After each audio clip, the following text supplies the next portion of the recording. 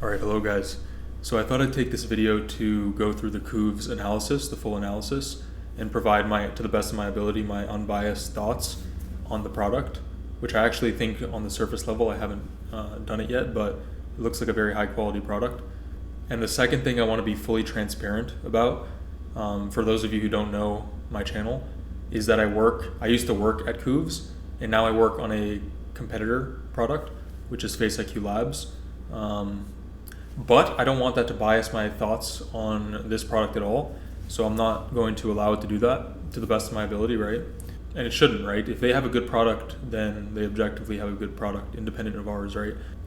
The purpose of the video is just going to be me going through out of my own curiosity, and also for competitor research, just to see what they're doing that's well that we can improve on. And that's the purpose, just independently assessing their product. And if it helps you guys out, then that's good too. So let's get into it. All right guys, so it's the next day and some bad news. My photos got rejected, so we'll see exactly why. First I got an email, and the email says the following. Thank you for your recent submission. To continue with your analysis, we kindly ask you to update your images. So my front, the reason for the request is the image quality is too low or blurry. I don't know if this applies to every single one of them, because all of them need updating, which is really surprising to me. Even my friend, I showed him, and he said it's pretty surprising that these were rejected, considering I've seen other people do the Qoves report with similar photos. I can maybe understand some of them, like this is kind of lower quality, but I don't see how this would be rejected. It's not cut off in the actual image at the top of the head, as you can see, or this, or my side profiles. Like the quality, they're 1 megabyte each, so I'm not sure exactly why they were rejected. They seem to fit maybe the background is not good, but the photo quality guidelines are extremely stringent, which is understandable given that they want accuracy, but it's not really practical. It's really not practical. It's very difficult, even for myself. I'm like really pedantic and detail oriented. Like I can follow the directions to the best of my ability, but when it comes to like things that are impractical, what am I supposed to do? Like go get a photo shoot or something? You know? I don't have like the perfect settings in my house to do this. I took the best quality photos I could. So I'll try re-uploading. I just took some new photos and we'll see how that goes. So I went ahead and uploaded new photos. They seem perfectly fine. They're all like 3 to 4 megabytes. They should be high quality enough. So these are my new photos, front, top of the head. What I suggested, I forgot to record, was they should just use a VLM, so a vision language model, with a prompt giving all their conditions for each profile. Now I was thinking it might be expensive, but actually it's not. It's very cheap, and whatever cost it does incur probably would be saved in terms of like reducing the user friction. Like in terms of going back and forth where they fail and then you have to tell them like 6 hours later that they failed, they re-upload. You should just do it the moment you upload, right? That should be the way it's done, in my opinion. Alright guys, my results from Qoves are finally in, so let's check it out. I had to re-upload yet again another front profile photo, but fortunately the turnaround is very quick on that one. So I just uploaded it and then my analysis was now ready and approved a few hours later, so good. Alright, I'm actually very interested to see this. So let's access. Agree. Alright, introduction. Alright, so just off the bat, what I see is I have the report, my surgical report, and my hairstyle suggestions. Okay, every glow up starts by understanding one's face. We are excited to guide you through the aesthetic assessment designed to provide you with insights into your facial characteristics. This process leverages cutting-edge technology combined with expert analysis to highlight opportunities for improving your appearance without any surgeries and while preserving your unique features. So I do think there is a surgical report, but I think the core product is designed to give me improvement insight without surgery, if that's how I understand it. If the way I'm understanding it is correct. Alright, so what to expect? Comprehensive insight, understand your facial features and how they impact your overall appearance. Visualization, we're giving you a visualization of your face with small changes so you can see how they would impact your overall appearance. As personalized as it gets, every assessment is performed taking into account your personal demographics for the most relevant insights. All right. All right, so now let's go into our facial assessments, beginning with dimorphism. Okay, so I'm not super hypermasculine. I'm a little bit more on the masculine end, but not fully. By the way, I feel like their background removal is like eating into my jaw here a little bit, but it's okay. All right, so dimorphism range, masculine. Explanation. Your face reads clearly masculine, driven by thick, low-set brows, a defined nose, a sturdy jaw, neck complex, and a strong midface. Softer features in the chin, lips, and oval face shape keep the look firm but not harsh. Okay. These measurements highlight the... Okay. Now my dimorphism per feature. These measurements best highlight the differences between your masculine and feminine features. So I have hypermasculine eyebrows apparently. Makes sense, I think. They're not as... Well, they're a little bit vertically thick, but they're not... Their masculinity doesn't lie mostly on their vertical thickness. It's mostly the density. Like I don't think I've ever seen a woman with eyebrows as dense as mine. It's crazy. The only people I've seen with eyebrows as dense as mine are probably like Middle Eastern. Cheeks, moderately masculine. Not as masculine as my eyebrows, but I feel like my cheeks are not that angular. Like I'm pretty lean, so I'm relatively lean, like 13% body fat. But even when I'm like 8 to 9%, I don't have like crazy hollow cheeks. I just have like normal angularity. All right. Okay, your brows sit low and close to your eyes with thick, dense black hair and strong inner and outward downward turn that gives your upper face a distinctly virile, powerful look. WW. Okay, your cheekbones project outward on a lean midface, so bone contour is visible and transitions are crisp. W, man. Which gives your middle third a firm, sculpted, and structurally strong look. All right, I like having crisp transitions in my cheekbones. My eyes. I assume if this is hyper feminine, this is hyper masculine, this is like more androgynous, I assume. So maybe I'm just slightly masculine here. Your eyes sit under strong brows with a positive canthal tilt, clear sclera, visible limbal ring, which gives your gaze a steady, slightly piercing, and distinctly masculine quality. Yeah, I can see that. I think, so I don't know if they'll go into this later, but in the proportions, but my eyes are a relatively closer set, which is a masculinizing feature, and they're kind of smaller, so they're not extremely wide, which can be feminizing. So I think the masculinity lies there. I don't think the eye shape itself is that masculine, because they are a little bit more on the rounder side. Usually masculine eyes are more compact, but yeah. But I agree largely. Your nose has a straight profile with a subtle hump, average width, and a clearly defined, slightly upturned tip that gives the center of your face a solid, structured, and masculine anchor. Okay. By the way, my hair is crazy right now, guys. I literally just woke up.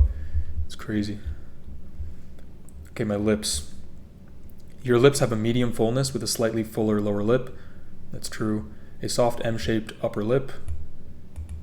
I mean, it's kind of generic. Like most people have a fuller lower lip, but that's accurate. And most people have somewhat of a Cupid's bow. Mine's a little bit softer. In muted vintage mauve color, which keeps the mouth moderate and slightly masculine without looking thin. Okay. Your jaw is narrower than your midface, but still defined, with a U-shaped curve, visible mandibular border, and some masseter visibility, which gives the lower third a moderately strong masculine frame. Okay. So far, my eyebrows are the most masculine parts of my face, according to their analysis. Chin. Now, one critique, I'm just going to critique what I think and commend where I think things are done right. So all the information so far is, I think, accurate. There's nothing wrong there. I think it's presented in a clean way. One thing I'll say is it's a little bit like reading, like kind of like reading a textbook or something. It's not really that interesting to go through. It's not that interactive. It's just like scrolling and reading a whole page, which, yeah, that's just my opinion. I think it's a little bit boring to go through, but your chin has a standard width, average depth, and slightly recessed projection with a rounded shape, which supports a male reading but softens the lower third compared to your stronger midface and brows. Okay, so my chin, I don't know where I can see my full photo here. Yeah, my chin is not extremely masculine or extremely wide, although I would say its width is definitely more masculine. Like, I think if my chin were on a woman in terms of the height and the width, it would not look good. But I agree, maybe if this is like more neutral. It's on the masculine side, but I'd probably put it somewhere around here. Softens the lower third. Yeah, okay, that's fair. Hair. Your thick, dense black hair, that's the finasteride working, with a straight horizontal hairline. W. Bro, my friends were giving me shit for my hairline like just about a year ago. Like, oh, you're receding, bro, you're balding. And I took action. So this validates me. This is good. Strong wave to loose curl pattern. And mid-length sideburns give your upper third a solid masculine frame around the face. Okay. So I assume the masculinity here, I'm trying to think of what about this would make me more masculine. I would say maybe the sideburns. Women typically don't have as thick of sideburns, but probably the shape of the hairline. Men typically have straighter or more M-shaped hairlines, while women have more rounded hairline shapes. It's more feminizing. I don't know about the hair texture itself contributing to the masculinity. Your neck is thick. I don't think it's that thick. I think my neck's one of my weakest points. I don't think it's that thin anymore, but it's still not like that thick. Visible muscular contour and a smooth front profile without a prominent Adam's apple, which backs up the jaw visually and reinforces a sturdy masculine impression. I say without.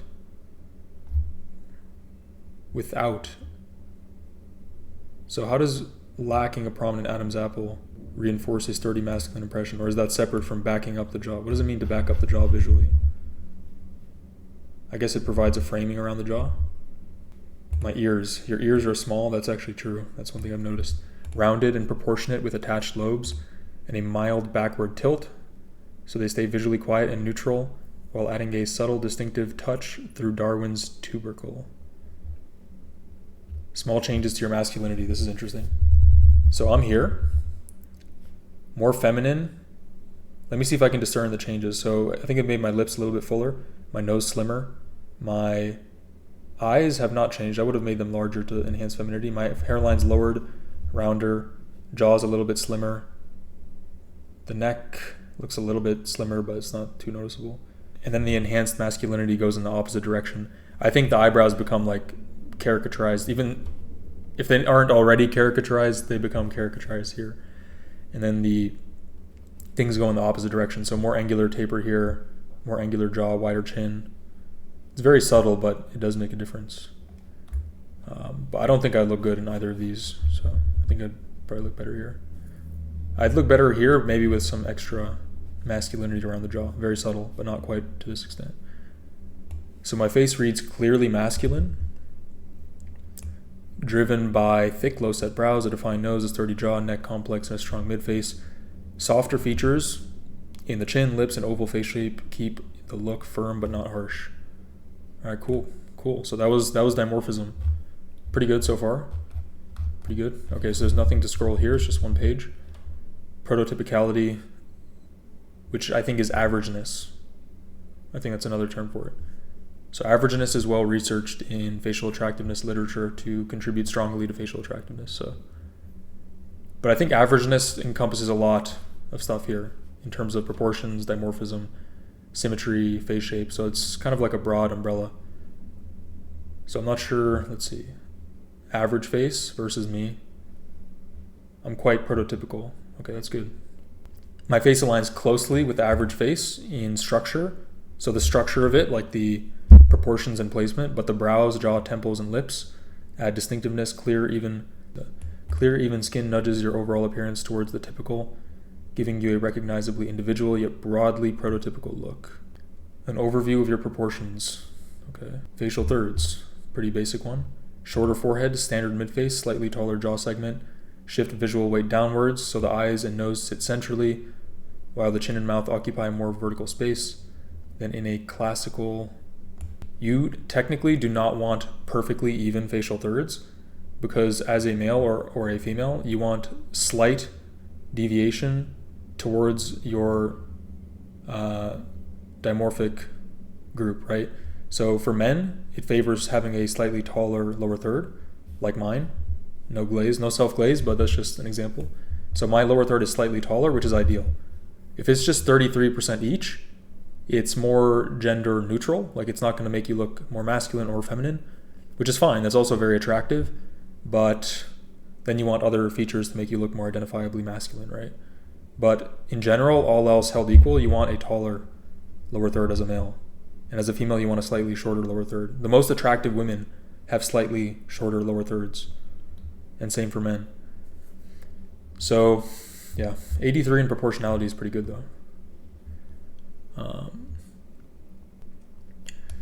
right, now my proportions per feature. The ears are expected to be roughly the same height as the nose. Okay, so my proportion is my ears are taller than my nose by a little bit, 1.06. So like by 6%.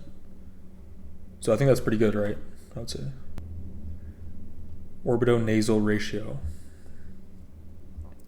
Generally, the outer edges of the nostrils are expected to align with the inner corners of the eyes. That's not true. I don't know where that's sourced from. That's actually very rare to be the case. Mine is 1.33 to 1.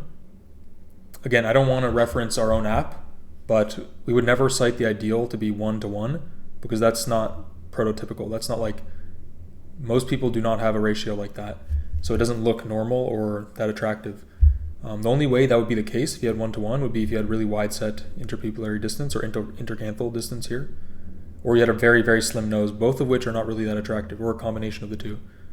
So my broader nasal base compared with the space of my inner eye corners creates a firmly central pillar so that the nose root and base pull visual focus more strongly than in a narrower, more delicately framed face.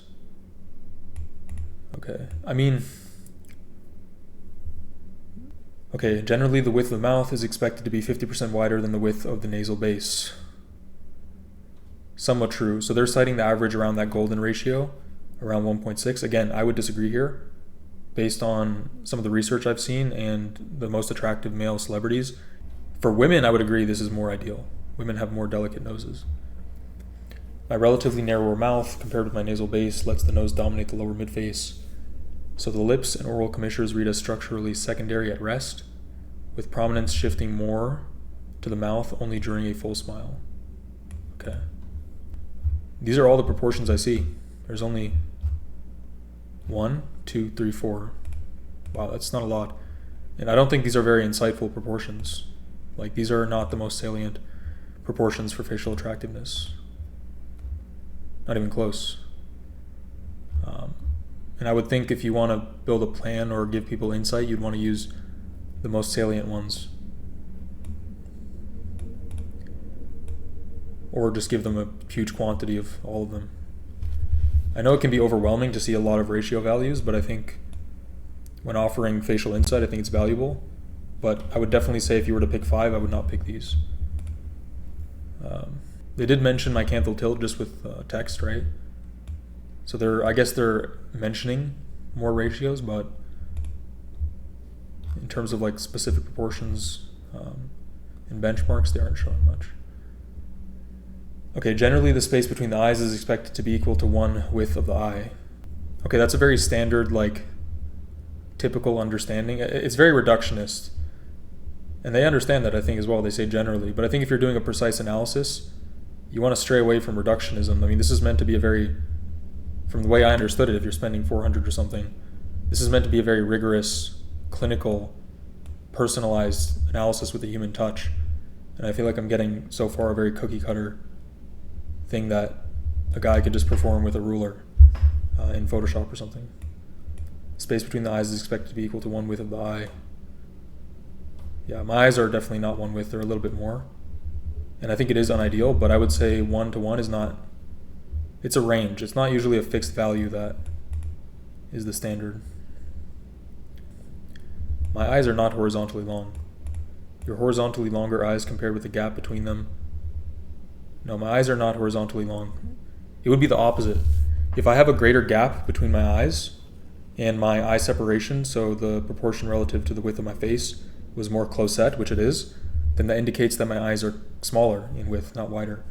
Because if they were wider, the intercanthal distance would be more compact while retaining the same eye separation ratio. And you can just look at my eyes. They're very small.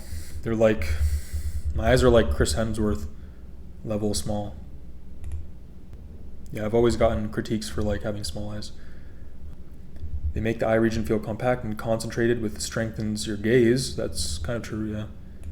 And links the eyes closely with the nasal bridge. Yeah, somewhat true, yeah. But also this doesn't make as much sense to me, because if the nasal bridge is here, the dorsum area, and my value is higher than ideal, a 1-to-1 would bring them closer. So if it's saying my value is higher, shouldn't this wording be in the opposite direction? Linking my eyes more further apart from the nasal bridge. So my horizontally longer eyes compared with the gap between them. So the gap is wider. The gap is excessive according to this. My eyes are not horizontally longer. They're not very that long at all. And the ratio they're saying is too wide. So why would it make the eye region feel compact? And why would it feel concentrated closer to the nasal bridge? Okay, let's move on. So those were the proportions. I think this is the most lackluster part of the analysis, in my opinion. Before was fine. Symmetry, okay. So they've taken some bilateral symmetry points and comparing the Y value of the points, I guess. I don't know. Let's see. Your facial symmetry is in a healthy above average range with generally well-balanced left-right features and only mild asymmetries that are common and usually unnoticeable in everyday interactions or photographs. Yeah, I don't think I have like excessive asymmetry. Everyone has some, but taking into account your face is tilted a few degrees from the camera. I mean, it wouldn't, yeah, that's actually true, which might be my bad, but it shouldn't affect the assessments, because if you take a reference point here, this horizontal line, or this vertical line, excuse me, then the points are plotted in reference to that, so it wouldn't matter if the head's tilted a little bit. Average. The x-axis represents deviation from the average with a standard. You see, look at this. This is not made for the layperson, and I think they know that. Most people don't know what the hell this means, bro. They're going to have a hard time understanding this. This is not intuitive. Like, your brain has to sit here and just process all of this at once.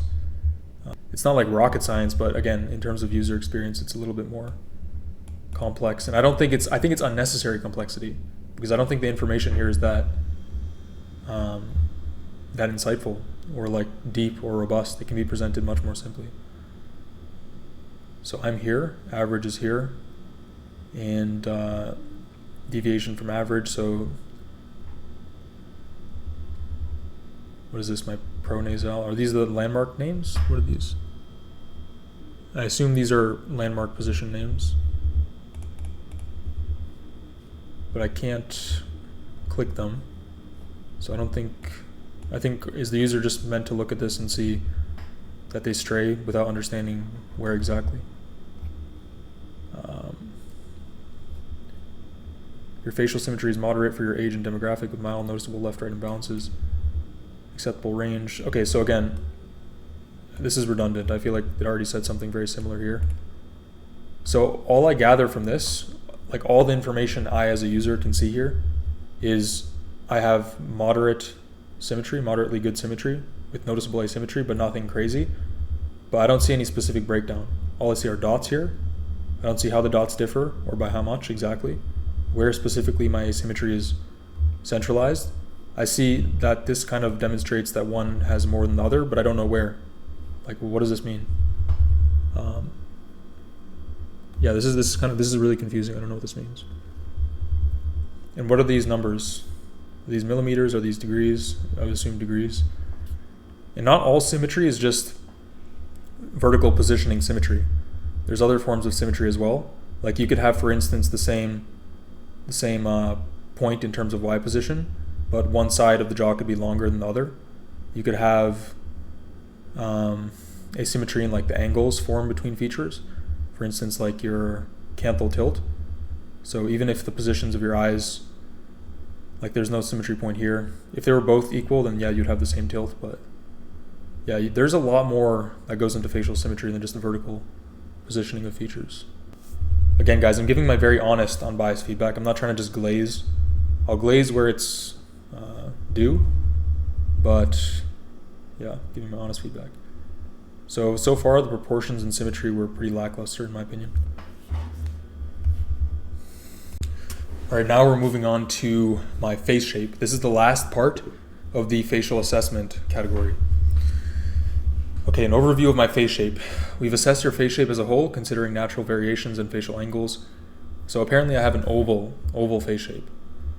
And let's see if this is accurate. So let me think about this. My mid-face width is normal. My forehead width is narrow.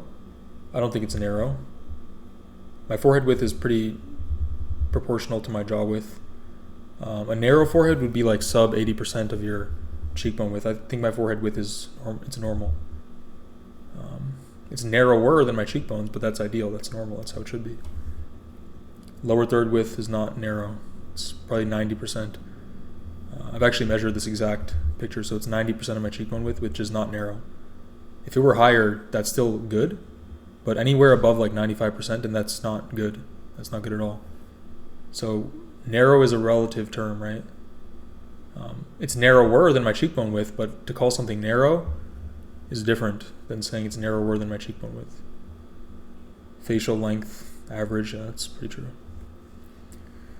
Normal with cheeks and narrow forehead, yeah. Again, I think this is very, very inaccurate. I'm not even just saying that. This is just objectively, I would say the same thing if any other application made this assessment. Yeah, I don't think this is really that accurate. It depends. It depends on their system of labels, right? Their semantic labels. So what do they consider narrow?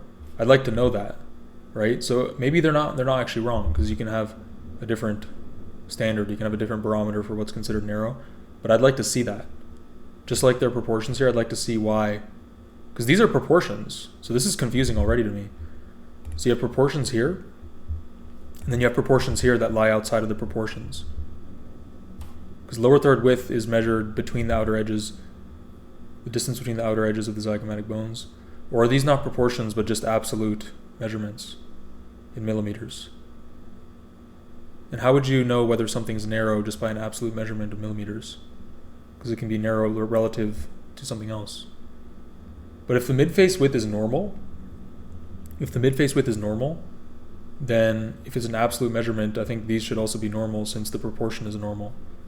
Like, I don't think I have an overly narrower forehead or jaw proportional to my cheekbone, so that would mean that these are also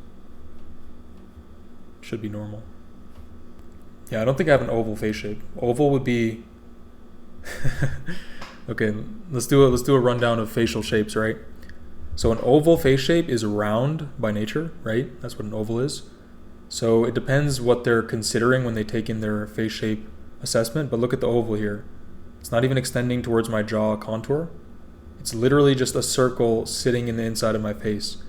If I wanted, I could make a circle, not an oval. I could make a circle here and just call my face shape circular. That doesn't really make much sense. I guess they're forming this contour around my borders and then forming an oval that sits inside of this. Yeah, I feel like this is just arbitrary, because look, your face shape should account for this. Look at this, my hairline. So my hairline is straight. My jaw is also more angular here. Not super angular, but it's more angular. So imagine, let's completely discount this area. Man, I wish I could draw this. Shit. All right, I'm not going to draw it right now, but this area here could be a totally different shape. It could be like really round. This area here could also be very round and feminine. Then my face would obviously look more rounded and feminine and oval, right? But it's not. It's more straight, more angular here. So I would say I have more of like a diamond face shape. It's not square. Diamond, or more a little bit rectangular. But rectangular, I would say, is more classified by a flatter jaw to form a rectangle, not more of like this. So I would say my face is more... Diamond's also a little bit steep. Maybe a little bit more like... Heart. Heart has more of a wider forehead. Yeah, more like diamond, or... Again, even the whole idea of face shapes is like really reductionist. because it's hard to like bucket facial features into just a random shape. But I would say it lies more closely to diamond instead of oval. So yeah, I'm not sure I agree with this. Feature analysis. All right, summary of my eyebrows. Your eyebrows are one of the most important facial features, and they play a key role in expressing emotion.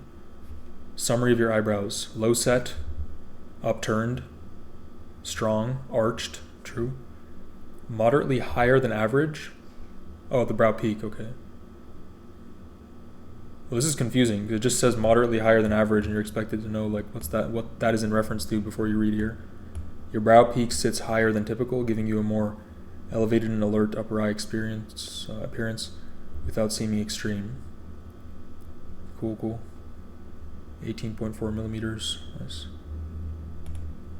Comfortably within the average range, supporting natural elevation. Your brow elevation relative to eye width is proportionate, giving you a natural looking lift that avoids a flat or overly arched look. I agree that you want to avoid being overly flat or arched. That's true. Brow elevation ratio. You see, I would love to see these ratios visualized, because I see my outline of my eyebrows. I see the ratio, but I'd love to see what this ratio actually is, like visually. It's really hard to picture that, especially for a user. Like, what is this ratio? What is the actual ratio? Because you can describe the ratio, you can say it's good, you can show me the value, but I want to see the ratio, right? Securely within the typical range, creating a defined apex. Your brow apex angle is well defined, giving you a structured arch that reads as assertive rather than harsh. Okay. Alright. Eyebrow shape. Your eyebrow shape affects how we read emotions and contributes strongly to how masculine or feminine the face looks. So mine are arched, that's true. My brows are thick, rounded, true. Inner brow angle is downturned, yeah. Brow trail angle also downturned, yeah. Okay, cool. Your brows form a thick arch shape with a rounded peak, downturned inner heads, and downsloping tails, which creates a continuous powerful curve over your eyes. Other visual features around your eyebrows. No unibrow. Oh, okay, so I can click some stuff here. Normal tail length. Okay. Blurred eyebrow edges. Let's see. Your brow tails reach roughly above the outer eye corners without stopping abruptly or stretching far toward the temples so their length matches your eye width. Your brow borders look softly feathered with individual hairs at the top and bottom edges so the outline appears natural. Yeah, this is a point I've actually made. Overly plucking your eyebrows looks bad, especially for me with really, really, really dense, dark eyebrows. If I remove these natural hairs, it looks fake. So I need the natural hairs to like juxtapose against the really dense part to make it look natural. Close set inner brows, yeah. They sit close together, leaving a narrow strip of bare skin. Yeah, that's true. But I like that. I think it's more intense than keeping them like really far apart. Eyebrow density. Let's see whether you guys agree here. I'm not even trying to self-glaze because I don't think this is actually that good of a feature. I think I literally have probably some of the most dense eyebrows on the planet Earth. I'm not even joking. Even like among Middle Eastern men, I've rarely ever see eyebrows this dense. Even if you shave them completely down to like a millimeter, you will still see just black. You will not even see like a single area that's not black. So I don't know how could it even possibly get denser than this? Like, how is that possible, you know? So I would say this should be probably over here. That's not even a self-glaze, that's just the feature, the independent feature is actually like all the way up here. It should be high, it should be very high, it should be like over here, you know? I easily have above 99.99th percentile eyebrow density. I've never seen someone with eyebrows as dense as mine in person. Higher end of the reference range for your demographic. Is it, okay, it's catered towards my demographic, but even among like Europeans and Albanians, I've never seen it. Solid dark hair of their eyes. Because picture it, like how would it possibly get more dense than this? How is that even humanly possible? It's like at the maximum, you know? They're black, yeah, that's true. Your eyebrow symmetry. I don't think eyebrow symmetry is that important, to be honest. Obviously, unless it's like super extreme, but it's not something people will really notice or detract from your attractiveness. Your left and right brows closely match in height, thickness, and arch position, and tilt with only a minor natural variation at the heads and the tails. Okay, yeah, that's true. This one, my left brow is a little bit flatter and a little bit thinner than my right, I think. All right, brow impression. Okay, eyebrows play an important role in how masculine, delicate, and strong a face looks. Minor, masculine, and strong. Okay. Okay, this is a lot of repetition. Yeah, I feel like I've read this like five times at least, but thank you for reinforcing it. I love the glaze. Your brows sit low over the orbital rim with thick height, high density, and a rounded arch. The inner angles and tails are downturned. Yeah, I feel like I've read this like 6 times already. Oh my gosh. An overview of your eyes. Windows to your soul. They're characteristics that play a crucial role in facial expression and aesthetics. Okay. Positive eye tilt. True.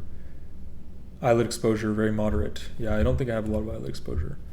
If I'm like tilted down, it's like almost invisible, but yeah, it's minimal. Sclera color off-white. Yeah. Under eyelid health, moderate. Yeah, I have some veins and things under my eyes. Almondness. Is that a word? Almondness?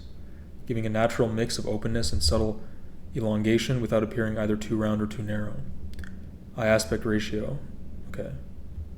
So mine are a little bit on the rounder side. But good. Okay, the shape of your eyes affects how masculine, feminine, alert, or intense your gaze looks, which can strongly influence your overall facial aesthetic. Upper eyelid shape is curved, lower eyelid shape curved, inner eye corner rounded, outer eye corner rounded. How do I see these things? Because it's illustrating my upper eyelid, but not my other ones. Okay. Other visual features of your eyes. Normal eye spacing. I don't agree with that. I feel like I'm being overly critical. I'm just giving my honest opinions again. They said that my eyes were more than one eye apart, 1.11. But then they're telling me my eye spacing is normal according to this same metric about one eye apart. So I guess that 1.11 fits within the normal range. The issue is this doesn't factor in everything in regards to eye spacing. You still need to take into account the eye separation ratio. So for instance, I'll give you guys an example. Your eyes can be about one eye apart, but you can have them be very close central in terms of your facial width, and your eyes will still look not spaced properly, right? They look very unharmonious. Yeah, you guys understand what I'm saying, right? So like, for instance, I could have my same eyes, but imagine my face was wider, right? My eyes would not look spaced well. They'd look very close set and poorly spaced. Likewise, if my eyes were at the same position in absolute space, but my cheekbones were very narrow, they were like over here, then my eyes would look probably more normal or even too wide set actually.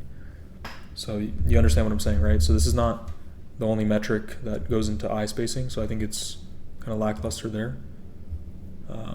I do think my eye spacing it's not like abnormal, but it's a little bit more close set. So I wish they would have commented on that, although I already know that. But no scleral show. Yeah, that's mostly true. Yeah.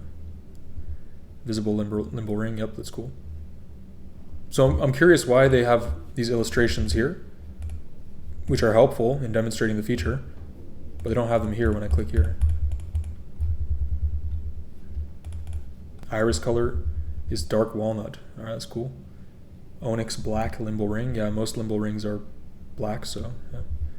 You have a slightly off-white sclera. My lash color, length, and density directly affect eye expressiveness and gaze intensity. Eyelash intensity, pretty high, yeah. I don't think I have crazy like Middle Eastern eyelashes. They're not insane, but they're there. Dark, reasonably long, and fairly dense. Yeah. so they don't look stylized. Yeah, I think I prefer that. I don't want to have like excessive eyelashes. Your under eye region is a common indicator of facial health due to the thinness of the skin. Kind of reductionist, but somewhat true. Yeah, it depends. Like even in areas where your skin is not thin, you can detect whether your health is poor or not, right? So it really, really depends. Hyperpigmentation. I don't see how that's accurate. Maybe the greenness here, the veins. But my eyes are very light. That's the opposite of hyperpigmentation. Hyperpigmentation is darkening. They should note hypopigmentation here. I think without that it's kind of lackluster. Hollowness. My eyes are not hollow at all. If you look in the side, they're like pretty prominent. Even if I feel here, I have extremely like prominent under eye bones. Puffiness, vascularity. This should be here. The vascularity should be the highest one here. Like literally just look at my eyes. Like look. It's actually a little bit difficult to see here, but the veins run through. Okay, I guess the photo's not that good. Faint hollowness, low puffiness, still rested lower lid zone. My under eyes don't really get that puffy. Your eye impression. The small details of your eyes work together to shape your overall gaze, making it look either intense and sharp or soft and gentle. Masculine and piercing gaze, somewhere not towards the extreme, but yeah, nice, okay. Project a direct, controlled presence with a slightly piercing quality that keeps your expression alert rather than soft or sleepy, yeah. Your gaze reads as distinctly masculine and mildly piercing, combining a lifted fissure, straight lower lids, but they just said they were curved. Like if we go here, let's see, we're at the eyes. Lower lid is curved. Straight lower lids. Yeah, this is just confusing, bro. I'm not gonna lie. Like, at least if you're referencing it in different senses, you need to qualify like the different senses. Because if you just read this, you think if you're perceptive, they said they're curved, and now they say my lower lids are straight. An overview of your nose. As the facial center, the nose either draws attention or blends in based on its shape, size, and proportions. Straight nose, standard height, defined nasal tip, average width. My nasal base appears narrower relative to my eye spacing. What? Wait, what eye spacing though? Hold up, bro. I'm tripping right now. Didn't they just say my nose was... Let's go here. It says my broader nasal base compared with the space between my inner eye corners. According to this, my nasal base is broader compared to my inner eye corners. Then if we go here, it says my nasal base appears narrower relative to my eye spacing. That's a contradiction, at least from my first impression, giving the central midface a more slender and vertically oriented look from the front. Again, I want to see this ratio, nasal-canthal ratio, 0.78. I just, like, dude, this is actually kind of frustrating. Like, I see the text, I see the ratio, I want to see what this ratio is. Like, I want to see what is it comparing. It's actually kind of annoying. Nasal-canthal ratio. And I want to see how it's different from this one. Orbital nasal ratio. So canthal is in reference to the eyes. It could be the intercanthal distance, but this is the intercanthal distance. So is the orbital nasal ratio different from the canthal one here? Nasocanthal ratio? No idea. Your bony nasal pyramid is broad compared with the lower nasal base. Can make the upper nose look stronger and more dominant in frontal views. Yeah. Your nose appears relatively shorter and wider in proportion to its height, creating a more compact nasal appearance. All right, let's move on. Analysis of your nose shape. Now I'm beginning to lose my voice. We've assessed your nose shape taking into account natural deviations, nasal bridge root medium set, nasal dorsum subtle hump. Yeah, okay. I'd like to see this illustrated as well when the other stuff was. Upturned tip, kind of, yeah. Yeah, I'm not gonna lie, I kind of like my nose. I used to not like it, but I've gotten compliments from women and I feel like it's not that bad. Columella show this area here, yeah. Mildly aquiline profile. Interesting. Although most nose shapes are found worldwide, certain nasal characteristics are more common in specific populations. Your straight, slightly convex, narrower-based nose is frequent in European and West Asian groups and less common elsewhere. So technically where I'm from is here. Does this even include Albania? But anyway, yeah. Other visual features of the nose: nasal morphology is highly individual, as numerous subtle anatomical and structural factors influence its overall aesthetics. Mildly visible nostrils, yeah. If my head's tilted down, you can't really see my nostrils that much. Supertip break. Clear supertip break separates the dorsum from the tip, so your profile shows a distinct tip complex rather than a continuous complex curve. That's true. Because some people will just have like a bulbous and like molded together nose shape. Even in the front profile, this is sometimes the case. No alar flare. They track closely to the bony vault, which keeps the nasal base narrow and prevents horizontal expansion in the lower midface. I mean, there's a little bit of flare, but I understand what they're saying. It's not like normal bridge thickness. Your bridge thickness supports a clear dorsal line without appearing pinched or bulky. Okay, so they said it's normal here. What did they say here? Nasal pyramid is broad compared with the lower nasal. So does the nasal pyramid encompass the bridge? I assume so if it's compared to the lower nasal base. So the upper nose, the upper nose looks stronger and more dominant. So they're saying my upper nose area, this area here, is higher in terms of breadth. It's broad. So it's higher, it's broad, and here it's saying it's normal. It's not bulky. I guess is bulky a synonym for broad? Again, it's not like as blatant of a contradiction as the other things, but it's a little bit confusing. But again, I'm autistic, so you have to remember that. Your nose first impression. Given its central position on the face, the nose impression is a key influence on how masculine or feminine your face appears. Okay, kind of similar to my eyes. The subtle hump, medium set normal thickness bridge, divine tip, and compact non-flaring base gives your nose a moderately strong, mildly masculine character that reinforces a focused adult facial impression. I am an adult, indeed. Alright guys, continuing on. An overview of my lips. Lip size, shape, and color play a key role in facial attractiveness by signaling health, youth, and sexual dimorphism. So I have medium lip fullness, normal lip width. Did they say my lips were narrower here? My relatively narrower mouth. So if this is specifically in comparison to my nasal base, I guess my mouth is narrower. So what are they comparing? What's the metric here? The distance between the two commissures. Is this just the absolute distance in millimeters? Whether it's narrow? This should be made clearer because it's kind of confusing. I don't think the absolute assessment matters that much, at least for things like lip width. It's always relative to your other facial features. Always. And what are you supposed to do with this information? Like if one thing says your lip width is normal, but then the other says it's narrow relative to other features, what do you value over the other? Do you take the composite understanding? Do you value the proportion? The proportionality is what matters, I think. Slightly bottom heavy. So this is a ratio, but it's not in the ratios, proportions part. Okay, I guess it's scope to this feature, that's fine. Slightly higher than average. Show a moderately broad oral span, giving your lips...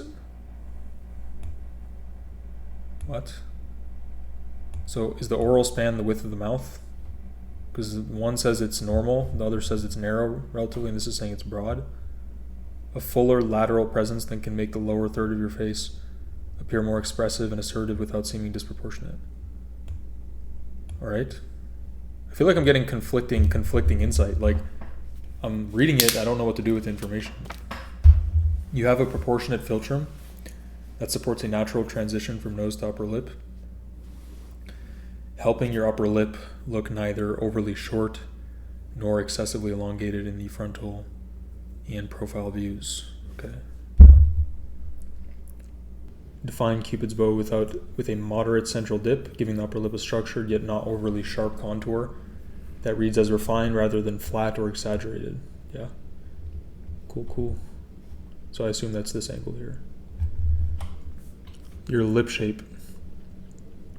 We've assessed your lip shape, considering its influence on facial aesthetics and overall attractiveness. Slightly bottom heavy, M-shaped, gently curved, subtle, upturned. Okay, other visual features of your lips. Moderate lip border definition, normal philtrum length, mildly projected lips, no teeth showing at rest. Oh, that would suck, wouldn't it?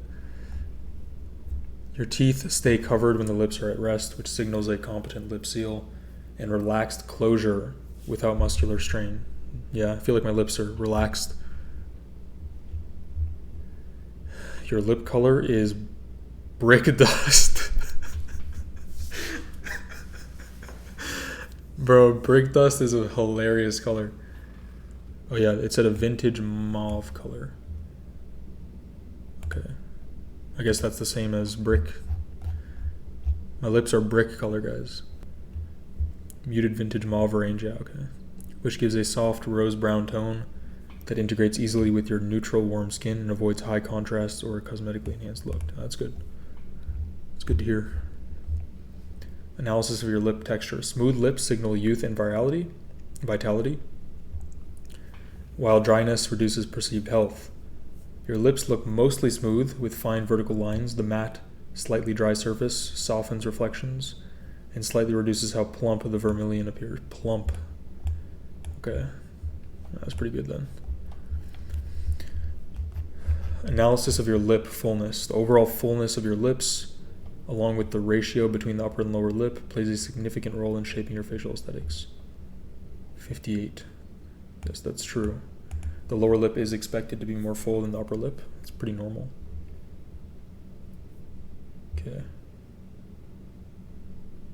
So they're saying the ideal proportion is that your upper lip is half the value of your lower, so the lower lip is twice as large. I don't think that's true. I think that's like the upper end of the ideal range, really. The ideal would probably be like 1.5 to 2. Kind of like that golden ratio, right? 1.61 or so. At least for the lips, that does apply in terms of the upper to lower height, not the width. So I'm not sure this is that accurate either. The cheeks frame the face through their size, fat volume, and underlying bone structure. Summary of your cheeks. Average cheek width, outward cheekbone position. Yeah, I do have some lateral flaring of the zygomatic bone. Lean cheek fullness. It's okay. Cheekbone height, mid-set. I would say my cheekbones are more high-set, a little bit closer to the eyes. Like medium to high-set, I guess, but I don't know if I would say they're mid-set, but you show average transverse facial breadth, giving the cheekbone proportionate lateral spread. 123 millimeters. I don't think that's accurate. That would be 12.5 centimeters. That's let me measure that. Hold up. I don't think that's accurate. It might be the photo I took. So 140 millimeters. You can see that it spans pretty much most of my face, or my entire face. So my facial width is more like 14. If we put it at 12, let's put 125. My finger's here. Oh, let me zoom in. You can see that it doesn't even reach my cheekbone over here. Let's put it a little bit here. Yeah, it doesn't reach the end of my cheek. So yeah, I wouldn't put too much stock onto the actual absolute values. That's actually very difficult to calculate.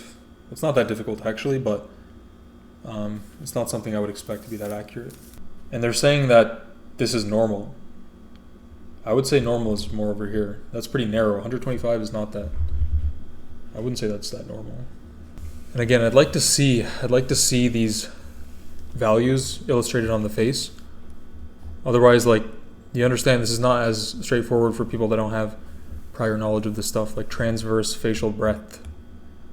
I think if you just came to this without any knowledge, you'd have to be looking up everything. You have a typical relationship between cheekbone width and overall facial width. Malar width ratio. Okay, so this is again something I'd like to see. Is these two sections, the x distance, added divided by the whole facial width? Is that what it is? That looks like 0.8. But I want to see that. You know? Like bro, let's be honest. Who the hell knows what this is talking about without doing some type of like critical analysis? Who the hell would know what this is talking about? Like, I'm serious. Comfortably within normal range, suggesting balanced vertical placement. Your cheekbone prominence sits at conventional vertical level, giving you a natural transition between the lower eyelid region and the mid-cheek area. Right? Cheekbones stick out.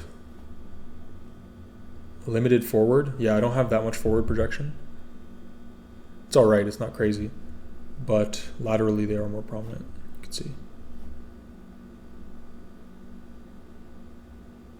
Yeah, my cheekbones contribute more to side width than front view bulging. Okay. Fullness of your cheeks. With age, the cheeks naturally hollow out, depending on your aesthetic goals and age. This can be an aesthetic benefit or an unfortunate side effect of aging.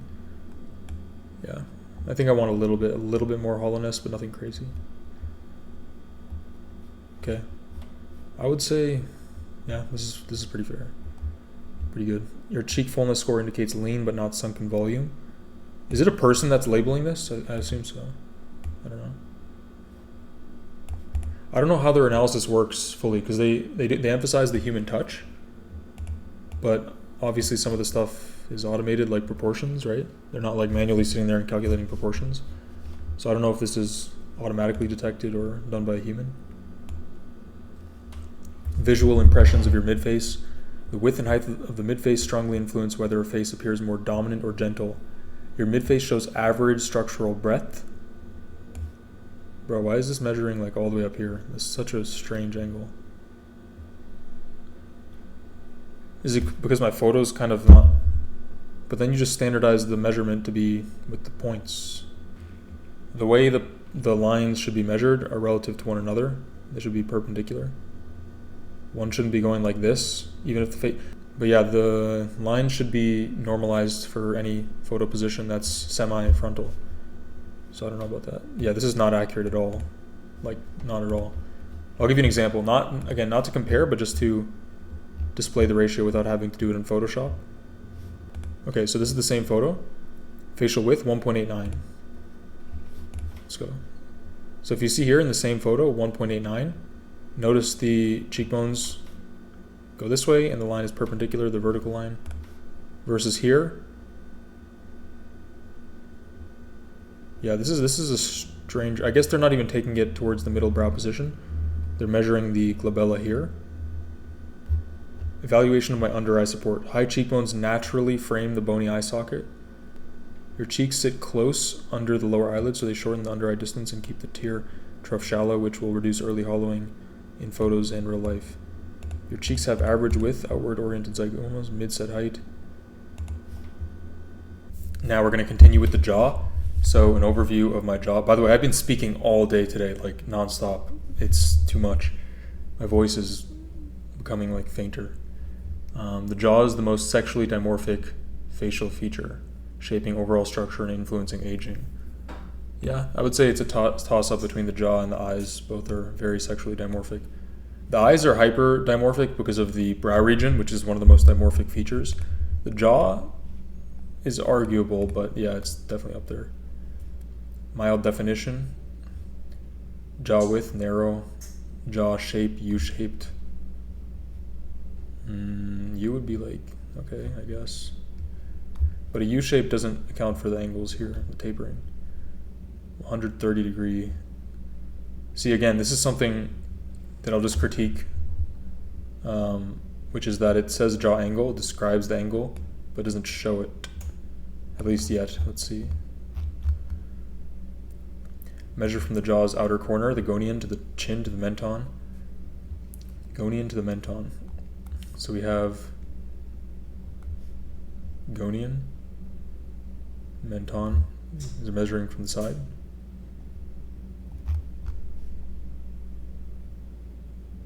an angle is formed between 3 points, not 2, so I'm not too sure.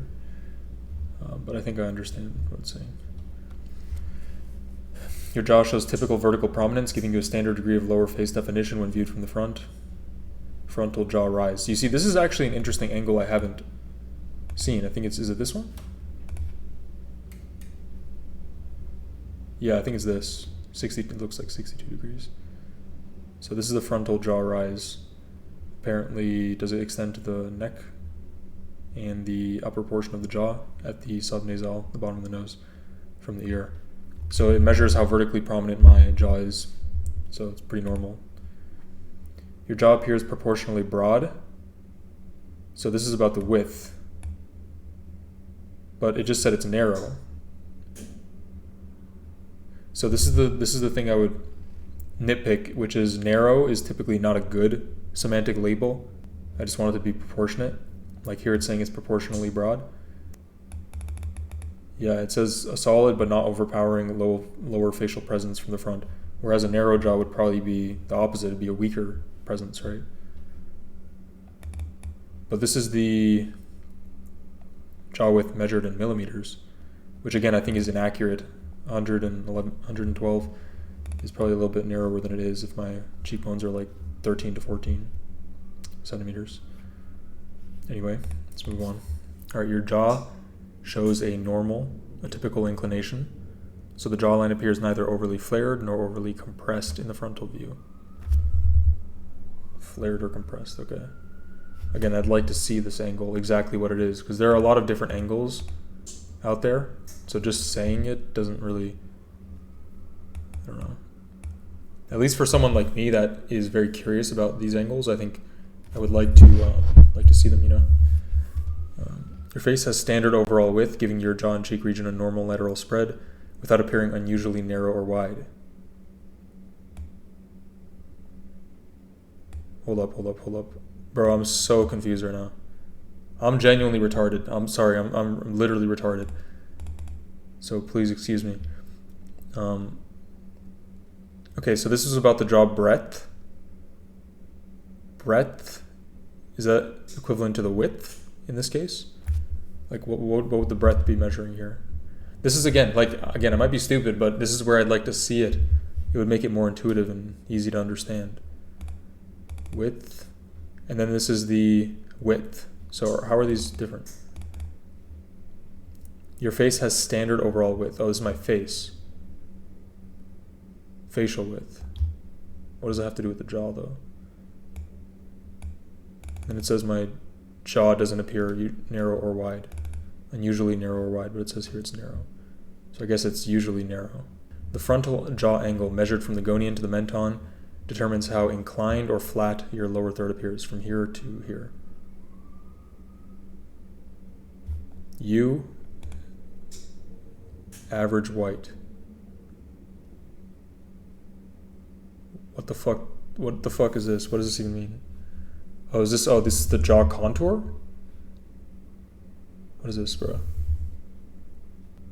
I genuinely do not understand what this is supposed to demonstrate. Because this doesn't look like the shape of my jaw. Yeah, it's like very pointy here. My chin is more flat here. I don't understand, but okay. From the front, your jaw narrows from mid-face into a smooth U-shaped arc. Maybe it's just doing the arc here between the points, not actually with mild definition, centered chin and only minor asymmetry, which keeps your lower third visually slimmer than your cheeks. Your jaw shape, side. The gonial angle formed where the lower jaw meets the posterior border near the ear helps assess jaw inclination from the side profile. I wonder what decision they made, because I'm sure they're perfectly capable, they're a smart team, to just draw the angles here. Just draw the gonial angle. So I don't know why that's not showing. Because this is all mumbo jumbo for someone who's never been introduced to this. And even people that understand the looks maxing scene, this is not like light reading. It's not. Average ramus with slightly recessed. My ramus is actually pretty long, I would say, compared to most people I've seen. Or maybe not the length, but I guess the structure. Like I do have a pretty noticeable ramus. My chin slightly recessed. I can see that a little bit. But if so, it's like very, very minor. I don't have any type of malocclusion. And I feel like it's not misaligned. I would like to see exactly how recessed. It does say slightly recessed, but. Okay, from the side, you show average posterior jaw height, this part, a gently sloping mandibular border, here, and a slightly recessed rounded chin, which makes your midface and nose project more strongly than your chin. Midface and nose. Well, that should be the case. Your nose and midface should always project more than your chin. That would look ridiculous if it didn't. But I would like to know exactly how much it strays. Like where should my chin be, you know? Maybe they'll show that later. Other visual features of your jaw, subtle variations in jaw size, angles, and shape influence facial definition, balance, and the perception of strength or delicacy. No jowls. Okay, jowls are like the neck wrinkling lines that make you look like an old head. Average ramus length, this length here. Subtle jaw muscle. Jaw muscle is more here, but yeah, sure. No jowls. Your vertical jaw height looks typical for your age. Compressed and supports your midface. Okay, that's good. Your masseter region shows a gentle contour change which prevents a bulky square jaw look and lets the bone outline guide how your jaw reads from the front and side. Narrow. Oh, is this what they're measuring? What is this? Your lower third matches expected vertical height, but is narrower and slightly less projecting than your midface, which gives your face a tapered base under strong cheek width. A closer look at your jaw width. A wider jaw creates a more angular, boxy appearance, while a narrower jaw gives the face a softer, more delicate look. Your frontal appearance of the jaw is relative to the width of your face. Good, I like that. Mine is jaw to cheek, 0.89. Ideal is 0.9. Perfect. Your jaw is structurally average in size, yet proportionally slimmer and slightly less projecting than your cheek region, which directs visual weight towards your midface rather than the lower third. So it's pretty much ideal according to this, which I would then classify as not narrow. If it's ideal, I would say it's proportionate rather than narrow. Your jaw impression. As a primary dimorphic trait, your jaw influences your perceived masculinity or femininity. So my jaw is relatively masculine and strong, similar to my other features like my eyes, nose, eyebrows. It seems like they're all like over here, which is good. All right, let's take a look at the chin. I'm curious in the chin. Okay, the chin is one of the three key features that shape profile attractiveness, helping to balance the face with the nose and the forehead. Standard chin width, slightly recessed chin projection, measured how far the chin extends in the profile. A chin aligned with the base of the nose is generally ideal. The nasal base, the subnasal. A recessed chin, I don't know about that. That's very, very dependent on the face. Recession is way more nuanced than that. I would, again, irrespective of me, I think recession needs to factor in a lot, like facial convexity assessments, Z-angle, proportionality to the nose, to the brow ridge, to the lips. It needs to factor in all of that at once. It's not one singular assessment or even like three of them. Chin shape round, chin depth average. Your chin shows average transverse width. Yeah, that's probably right, yeah. Neither narrows nor broadens the jawline excessively. Good, good, good. Your chin has typical vertical height, so you present a confident lower third without the impression of a shortened or excessively elongated chin. That's also good. I like that. See, this is, okay, let's think about this, right? So, it says my chin vertical height is 24.47, and they said my philtrum was, what, 14.5 or something? Okay, yeah, they said my philtrum is like 14 something. So 24 divided by 14 is like 1.8, right? Or 1.7, okay. So I don't think my chin to philtrum is 1.7. Let's see. Chin to philtrum, 2.27. So I don't know, like, do you see here how it's 2.27? If we simulated it to like 1.7, it would look much more different, right? It would look like that. That's a big difference. Mine's not 1.7. So I think there's an inaccuracy with the millimeter measurements. closer look at your chin projection. Bro, I love their presentation. It's so nice. I love like the clean background removal and presentation against the clean background with the metrics here and distribution curve. It's nice. We use 6 tests to assess how well your chin projection balances with your profile, summarized into a single balance score. Okay, I have apparently above average balance. Chin projection is mildly recessed relative to the midface, yet still supports the lower third without a weak profile. Nice, nice. Your chin sits modestly behind the lips and midface, so it loses some structural emphasis. Technically, according to at least some of the lip assessments that have been studied, E-line, H-line, S-line, the Steiner S-line, the Burstone line, like these lip assessments that cut through the face. So there's one that goes here to the bottom of the nose, columella.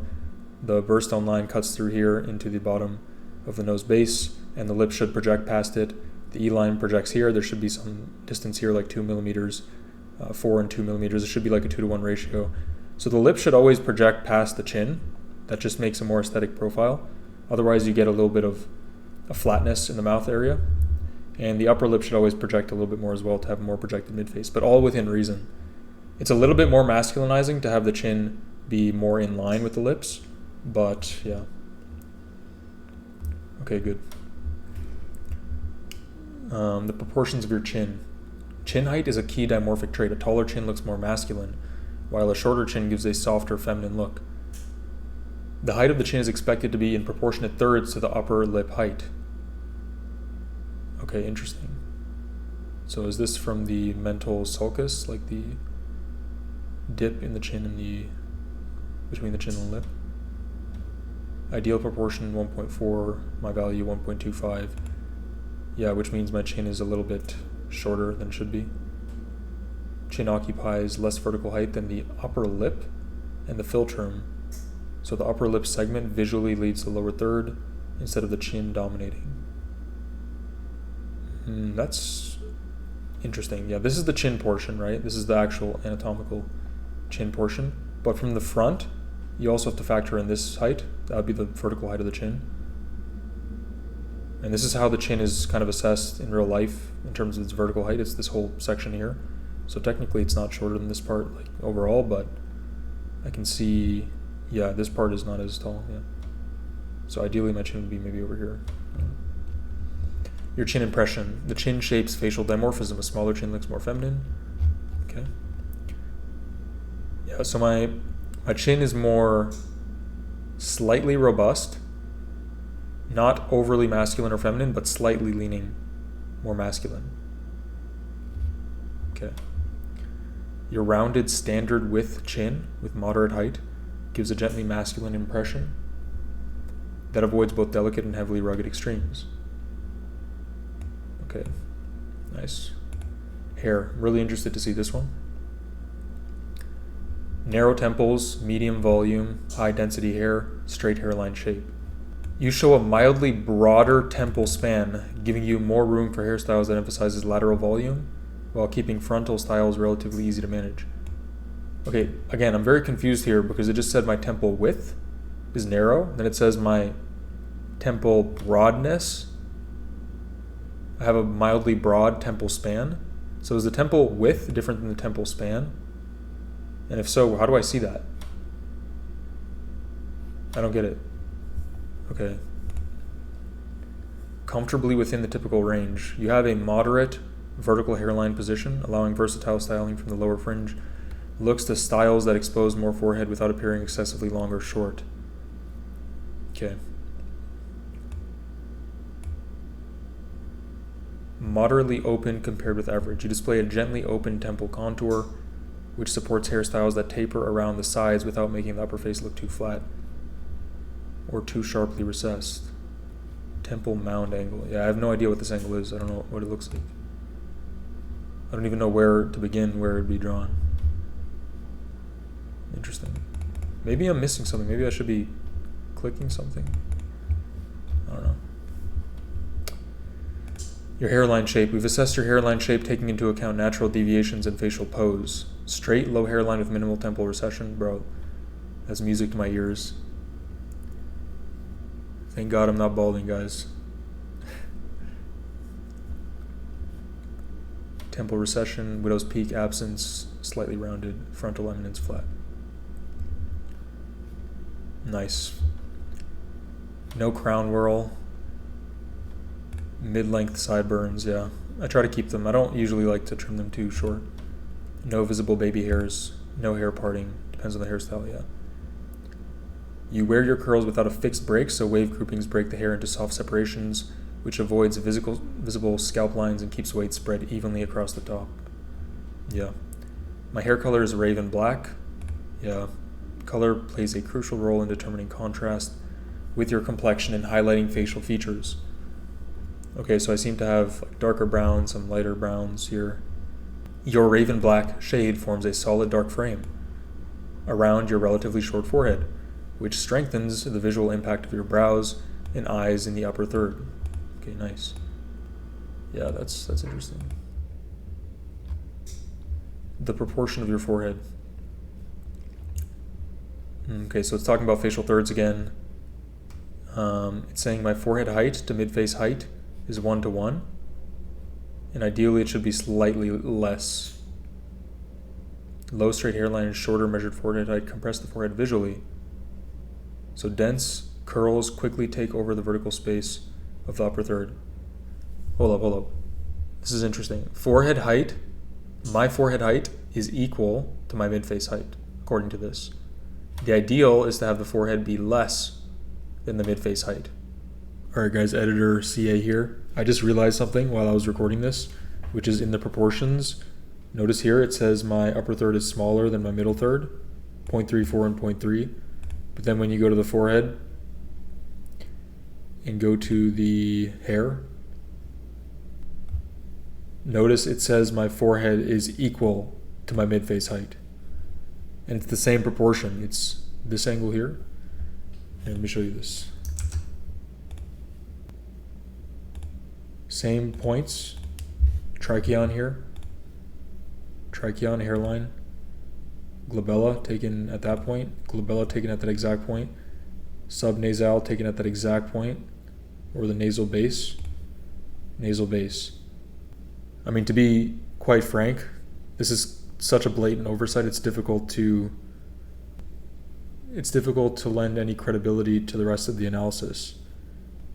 So how can you say it's 1:1, forehead is equal to the mid-face height, and then say here that the mid-face, the middle third, is greater than the upper third? Like if you look on Face IQ Labs, my top third is 32, middle third is 30.8, and the bottom is 37.1. Even in either case, they've got it wrong that my forehead is actually taller than my middle third, mostly because you take the glabella point here towards the mid-brow, the interior of the mid-brow. So, whereas they took it higher up here, which is incorrect. Like if we can look at the ratios live, literally live as they change. If we made them equal, the middle and notice how it's changing all of them as they interact, the cross interaction between the thirds. That's insanely cool to see how they all change simultaneously.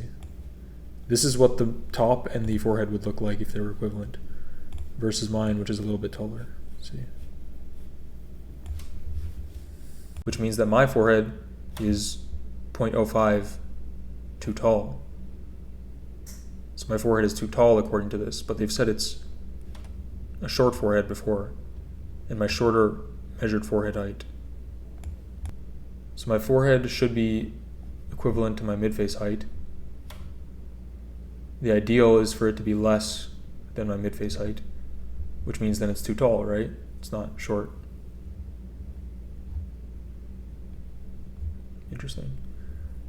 We assess your overall hair health looking at different hair markers and qualities. Hair density, that's good. I like that. Oiliness, my hair gets pretty oily, depends if I showered. Okay, frizziness. Healthy shine. Your hair reflects light gently along curl curves, so it looks lively and well preserved without high gloss glare or dull matte patches. Recession. I like the Norwood scale here. We've also got a Norwood. I got to show you guys my Norwood scale. Your temples show only slight backward movement, so the frontal border remains straight and opaque. Yeah, early adulthood, that's nice, okay. Bro, that is creepy. Dude, I need to whiten my teeth. That's probably one of my bigger flaws. Okay. Smile and mouth shape play a crucial role in nonverbal communication. Add charm and character to the face. Average mouth width, smiling, slightly upturned. Full teeth exposure, light reddish yellow. Upper smile arc. Your lower lip shows marked depression, creating a very expressive downward arc that makes your smile appear broad and emotionally vivid. Your smile is unusually wide, so you display more teeth and facial movement, which makes your expression appear open and highly noticeable in social interactions. I mean, my smile socially is much different than this. Like, it's not as forced, you know, but I'm usually like a low teeth smiler. Like, I don't really smile like crazy. So the span reads as average in width without stretching towards the molars. Mild crowding. You show mild irregularities in your front teeth alignment, which gives your smile a more natural, unperfected look instead of a highly engineered one. Yeah. Okay, white teeth can make your smile look cleaner and more attractive. I agree. I'm probably going to do that here. So I'm not like too far, but yeah. Non-bleached look. But I still would like them to be a bit wider. So I have a normal gum exposure, my lip line. Some people have overly exposed gums. It's not that pleasant of a feature to have. Mouth width relative to eyes. My eyes are kind of closed, but yeah. So my mouth width is very wide. Like they said, I had a wider smile. Neck is often overlooked in aesthetics, yet without harmonious neck features, the face can appear less attractive. Very true. Everything is part of a cohesive whole. It says my neck is thick. I don't agree with that. Like, my neck, I don't think it's like super skinny, but I wouldn't say it's thick. I don't have a really muscular neck. Defined. Yeah, I would say I'm like low body fat. Neck aging youthful. Neck width. Neck to jaw proportion, 0.9. That's pretty good, yeah. Doesn't overpower or undercut. Moderately exposed neck column, which keeps the area between the jaw and the chest clearly visible without appearing compressed or overly elongated. Slight softness under the chin. See that? No Adam's apple. Is the Adam's apple down there? Mine's like faint necklines, slightly thinner than the jaw. Yeah. Closer look at your neck proportions. We assess neck proportions by comparing its height to its width, which helps determine its slenderness and balance. The aspect ratio of the neck determines if it is considered slender or stocky. I feel like mine's kind of normal. Your neck height and width combine into a relatively low height to width ratio that produces a compact, strong-looking cervical column rather than a long, slender one. Yeah, I don't have a long neck. I wouldn't say it's super short, though. Especially my traps don't really come up too high, so it looks pretty normal, I would say. But maybe the ratio is more compact, yeah. Evaluating your submental region. The submental region affects the perception of jawline sharpness and neck definition, yeah. Submental angle is normal, not ideal, but normal, it says. Cervical mental angle, I believe that's this angle. Produces a clearly visible but gently open chin to neck break. Okay. Muscularity, vascularity, and the visibility of its underlying structure. Oh, one thing I'm curious is they didn't mention my gray hair. 26. So gray hair is definitely, like, I have a lot of gray hair. I feel like that should be something kind of obvious, because that was one of the first things I went in that at least I had some concern over. Balanced musculature. Moderate muscular development. So yeah, my neck overall is pretty moderately muscular. They say it's thick, but I don't know. It's pretty normal, I'd say. An overview of your ears. Your ears are rarely a focal point, but their proportion must be harmonious to avoid distracting from the face. Yeah, like overly flared ears are a huge flaw. Ear size is small, ear prominence is average, ear position mid-set, ear shape is rounded. within the typical range. My ear length is typical. My ear projection is moderate, so they don't dominate in terms of adding width to my face. I think that's right. They appear neither flat nor protruding. They show typical prominence. Okay. Earlobe is mostly attached. Lobe rise moderate. Antihelix developed. The helix is rounded. Rounded overall outline with a mostly attached lobule. Moderately rising lower border and a well-developed antihelix inside a smooth rounded helix. So all of these anatomical features, again, I think are difficult for a layperson to like distinguish and understand exactly what's being said. So even for me, like I would like to see it visualized. Other visual features of your ears, subtle variations in ear structure, protrusions, and symmetry contribute to the overall character and balance of your ears. Normal ear flare, backwards ear tilt, steep ear contour, Darwin's tubercle. You show a small thickened bump along the upper helix, which marks a clear Darwin's tubercle and gives the upper third of your ear a distinctive contour, compared with a completely smooth rim. Interesting. It's a lot of analysis for the ears. Excessive ear protrusion can appear juvenile or childlike. Interesting.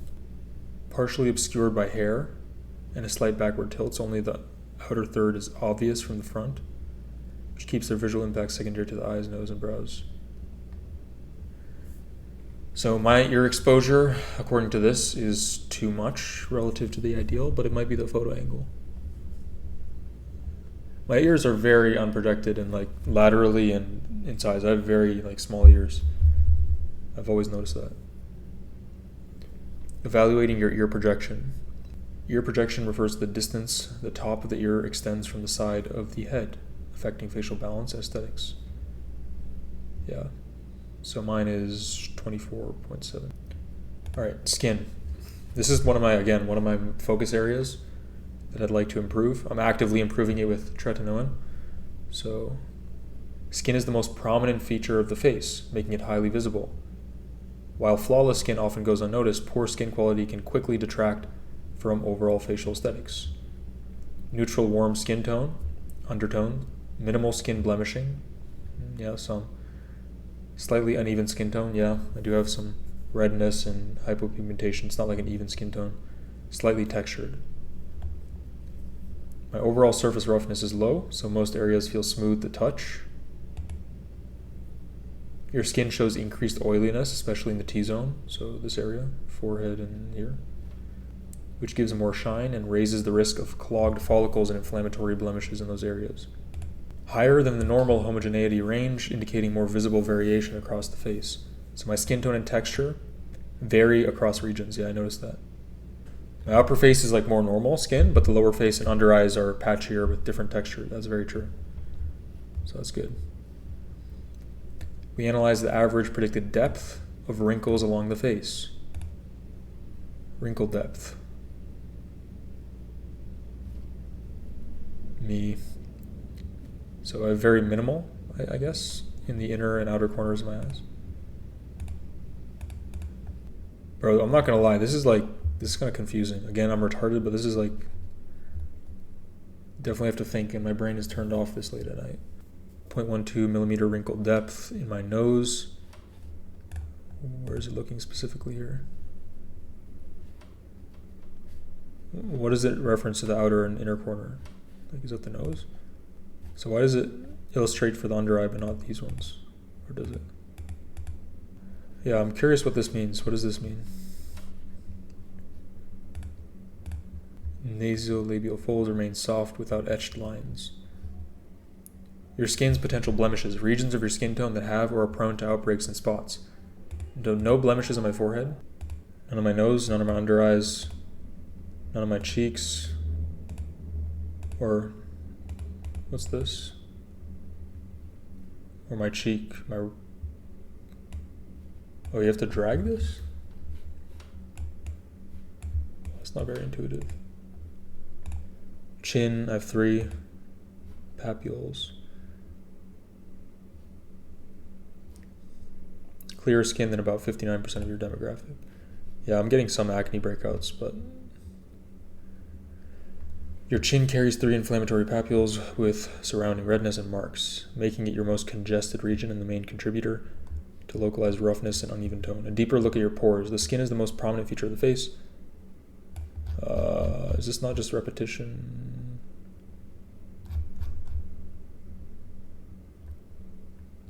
What? Bro, this is literally just a repetition of this sentence, or these sentences. What's the point of that? I guess this is overview.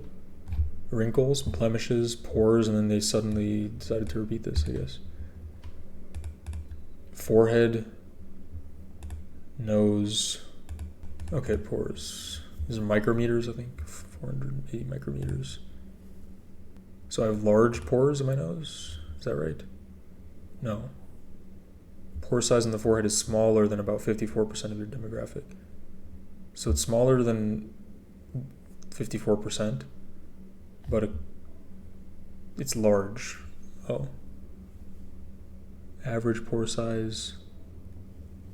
My average pore size. So I have large pores, but it's still smaller than 54% of people. Likewise here, it says I have large pores. Here as well. Medium, pores in my left cheek. Medium. And medium. Hyperpigmentation can appear on the skin in various forms, including sunspots, melasma, post-inflammatory dark spots, and uneven skin tone. Minimal hyperpigmentation in the forehead, that's right. Very little hyperpigmentation. Left under eye, mild diffuse darkening that reads more as a soft shadow than a dense pigment. And chin. Visible post-inflammatory discoloration and beard shadowing. Does beard shadowing count as hyperpigmentation? The redness of your skin. The visibility of facial redness is largely influenced by skin melanin levels, with fairer skin tones naturally exhibiting more erythema. Redness, nose, left under eye, left cheek, right cheek, chin. Chin's more red. Okay, so I have 76 out of 100 redness. Roughness. Phototextural techniques that analyze pixel disturbances in color and darkness.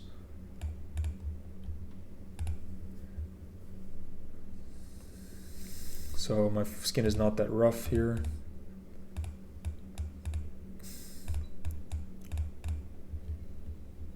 Okay, so I have rough skin on my chin. So it seems like the trend that my chin is more red, rough, pigmented, in general, blemished. So my chin is my worst skin area, it seems. All right, cool. So guys, that was the entire analysis in terms of the non-protocol. So let's go to the protocol now. I did realize that they haven't actually finished my entire analysis or entire report yet. So they're still preparing my hairstyle suggestions. And they're still, it says I need to upload more photos for my surgical report. So it seems like we're not quite done yet, which kind of sucks. It's kind of annoying, but let's go to the protocol, see if it's ready. So this is my non-surgical protocol, it seems. Let's go through this kind of quickly. In this report, Qoves has approached the commissioned facial analysis from a cephalometric point of view, taking soft tissue measurements and comparing it with established scientific research data. The majority of this research data concerns itself with facial aesthetics and determining ideal cephalometric values and how they correspond to a 1 to 10 scale of rated attractiveness by the layperson. This approach makes the report's findings less subjective, where recommendations and observations may vary from person to person. However, it should be noted that there are some limitations to the studies used throughout the report, and the recommendations throughout should only be taken as empirical guidelines and not entirely precise measurements. These recommendations focus on key markers of facial health and harmony. The goal is not to change what makes you uniquely you, but to understand what works best with your existing features. By refining what's already there, you can improve overall facial harmony and build a strong foundation. Qoves does not rate attractiveness. Interesting. Your assessment is designed to highlight what works best for your features. The analysis is objective by design. Rather than measuring you against a single standard, it identifies what is already working well where there's room to build. You'll see a mix of foundational and more advanced recommendations. All recommendations are provided for informational purposes. Blah, blah, blah. Holy fuck. Bro, why does that look so funny to me? I'm not gonna lie, the hair is herring, bro. To help you achieve your aesthetic potential, we have developed this detailed and comprehensive science-based protocol. By following this evidence-based protocol, you can reach your full aesthetic potential. Bro, they're gonna give me a fade, man. They're gonna give me a low taper fade. Shit. Your analysis is designed to be objective. Instead of comparing you to a universal ideal. Okay, they said that already. Interesting. Okay, so let me see if I can zoom in here. This is actually very, very interesting. This is probably my most favorite part. This is my favorite part so far. So this is me on the left. This is me on the right. They improve my skin. My eyebrows are more groomed. That's very interesting. If I can achieve that, low-key, I would do that. I want to know how I can make my eyebrows like that. So let's see. Threading them, maybe? Do they even have the vertical thickness to have... Because look, they're thicker here, so that means there'd be more. But yeah, my eyebrows would probably look better like that. They're more like shapely and structured. My hair, and the hair looks good there. I don't know if I can achieve that. Yeah, the morph. I wouldn't say the morph looks really. I'm probably gonna get shit for this. I wouldn't say it looks like entirely unachievable or unrealistic. It looks very like perfect, you know, like very curated. But I wouldn't say it looks crazy unachievable. That's pretty interesting, man. I need to. Maybe a fade would suit me. I've never had a fade in my life, bro. Okay, projected potential. So all these features. The subject already has impressive density, texture, and natural wave, which gives the upper face a very strong frame. Moving towards a shorter cut with cleanly tapered sides and a little extra length throughout the front will streamline that volume and expose more cheek and jaw structure. Styling the top, I kind of agree with that. I have like pretty prominent cheekbone structure, and I think my hair sometimes, since it's like very curly and wavy, it can kind of like it softens my features a little bit. Styling the top into a loose side part, similar to the reference version, sharpens facial symmetry and guides attention towards the eyes and brows. Dude, I can't stop looking at this morph. I've got to improve my skin, low-key, and my eyebrows. Sheesh. Sea salt spray on damp hair, then scrunching and letting air dry will encourage defined waves without stiffness. Day to day, this combination of cut and casual wave will make grooming simple while still looking deliberate and polished. I can actually achieve this kind of hairstyle. Maybe not like this glossy and like perfect looking, but if I just comb my hair, it does kind of get this style. Interesting. Okay, we estimate Norwood stage 1. Yo, let's go. Bro, I'm actually so happy about that. There's no way. Norwood stage 1, bro. That's nice. Straight, low set frontal hairline, minimal temple movement. Preservation rather than treatment. Gentle cleansing, avoiding aggressive heat styling. Yeah, I don't even really like shampoo or conditioner like more than 2 times a week. I don't use hot heat styling methods. I only use a blow dryer occasionally. There are no non-surgical options we'd recommend for hair loss. The existing coverage is robust, so blah, blah, blah. Nice. Sick. Gentle shampoo, occasional deep conditioner, light sea salt spray for texture. All right. Eye recommendations. The subject's brows are a strong masculine feature. Qualities linked to a clear male signal and composed presence. To approach the target refinement, tidy only upper edges and outer tails by threading and waxing to remove stray hairs. Dude, I'm tempted to do this, but I'm like, it's so risky as well, bro. I feel like if I do this and people see it and it looks like really bad, it's gonna be, I'm gonna get so much shit for this. Preserving bulk, because again, it's risky for me because I feel like my eyebrows are so dense that it'll look unnatural. Any bit of like effort put into them will look unnatural. It'll look like it's penciled in. A small amount of dark brow gel brushed through evenly. will even density and keep hairs in place all day. Interesting. Eyelashes. There's no thinning, breakage, or pallor, so no serums or extensions are necessary. Regular cleansing to remove sunscreen or concealer. Prevents irritation. So no recommendations for my eyelashes. For my eyebrows, they recommend tidying the upper edges and tails with threading or waxing. So I'd probably stay away from waxing. I'd probably go for threading, and that is something I will perhaps try. It's not outside of the realm of possibilities. So yeah, interesting. Yeah, actually, that'd be pretty cool. I want to try that actually. All right. Balanced eye shape, direct and controlled expression. The sclera appears off-white but healthy, and the straight lower lids add to the masculine. Okay, so they say I have a straight lower lid here, but if I go to my features, I thought they said I have a rounded eyelid. Lower lid, curved. Yeah, it says it's curved, not straight. No drooping of the upper eyelid or canthal tilt issues that would require intervention. Keeping the ocular surface comfortable with adequate hydration, rest, and sensible screen habits. I have terrible screen habits, but yeah. So nothing for my eyes, no non-surgical interventions required, just health and maintenance. Okay. So far it's just the hair and the eyebrows they're recommending some things for. But something so far very minor. Yeah. Under eye. The under eye area shows mild shadowing in a shallow tear trough rather than deep hollows, so small refinements can help. Daily vitamin C eye serum or cream will brighten the pigment and support collagen. I already take tretinoin, which does already support collagen production. Layering a light hyaluronic acid serum beneath can draw water into the tissue. I think it'd be too harsh with what I'm already taking. Softening fine creases and reducing trough depth. A thin layer of color-correcting concealer applied only where darkness is most visible can make the subject look more rested in photos. A red light mask can further calm inflammation. Okay, so some potential there. Nose. My nose is a clear structural asset.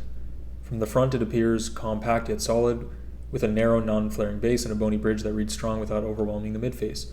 The slight convexity, so the curvature along the dorsum, like the little hump, and the subtle hump visible in the profile, add to a mature masculine impression, while the tip remains defined and only mildly upturned so it doesn't look delicate. Together, these qualities allow the nose to anchor the center of the face and balance the relatively strong brows and cheeks. No non-surgical interventions are recommended. So they think my nose is good. It harmonizes with my face. I think my nose could be a little bit improved, but I'm not, again, I don't, it wasn't something I was considering surgery or any non-surgical things for. I feel like it's distinctive. I like my nose. Cheeks. The subject's cheeks show outward cheekbone width with lean soft tissue. There is subtle heaviness near the lower cheek and early jowl that can look slightly droopy when relaxed. Reducing overall body fat will sharpen the hollow under the cheekbone and reveal more bony contour. Consider radiofrequency or ultrasound tightening. Thermage, okay, an endolift along with the jaw borders to firm lower cheek skin and reduce laxity. Collagen stimulating treatments such as microneedling can further refine texture. Okay, the cheeks here, yeah, I can see that, yeah. Okay. Fade. Subtle fat reduction. Yeah, I could lose a little bit of fat, but I don't really want to. All right. What else? Jaw, neck. Oof, there's a lot here, man. Okay, so what I'm gonna do to read through this a bit quicker is just get to like the advice they provide, because some of this is pretty much reiterating the analysis. Moderately masculine, but clearly improved when lighting or expression sharpen the border. So small changes in fat and skin tone can yield a crisper outline. Crisper. So reduce overall body fat, so less volume sits in the lower border and angle. Radiofrequency or ultrasound tightening. That's my skin laxity, it's saying. Endolift around the jowl can target small fat pockets. Consistent skincare, CO2 fractional laser can refine surface texture. So they're concerned with the body fat, which I'm probably very lean already. Like, I don't want to lose more fat and become skinny. But mostly the skin laxity and texture can be improved. That gives like the subtle crispness. So I agree with that. All right. The subject's lips, medium volume. So improving skin hydration will support the lip surface. So no non-surgical lip treatments, just keep them hydrated. Okay. Chin. Mildly recessed. So with fat reduction and skin tightening, the chin will look stronger without direct. So they say no non-surgical procedures are recommended for my chin. I agree with that. I don't think I should get any non-surgical procedures or surgical for my chin for that matter. Skincare. Okay. Most concerns are on the chin and right cheek. Blemishes. These come and go, but I suppose there is something like preventative in the future. Gentle cleanser, toner for oil-prone combination skin, vitamin C serum, a light moisturizer with niacinamide or hyaluronic acid. Evening cleanse, then apply a low concentration retinol. I already do that. Actually every day. Or every other day. So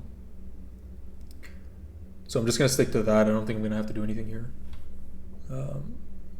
Further skin enhancement. Interesting.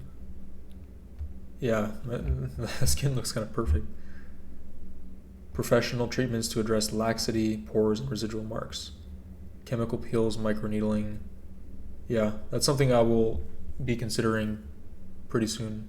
Quick interruption here. So in the onboarding, I did tell them that I use tretinoin, which is a cream that stimulates collagen production, prescription level, and finasteride also via prescription. But I feel like nowhere in my protocol or my surgical report or anything, it wouldn't be in the surgical report, but it was nowhere in my protocol mentioned or acknowledged that I already am on those certain things. And all the recommendations seemed either mutually exclusive or unnecessary mentions given what I'm already on being probably a better option. So I think it did not seem like their protocol was personalized to me in the sense of acknowledging what I'm already doing and then adding on top of that or telling me what I could do better instead of using those. I feel like it was just very generic insight. Shaving sparse neck beard growth will expose a cleaner contour. Yeah. Focused neck training.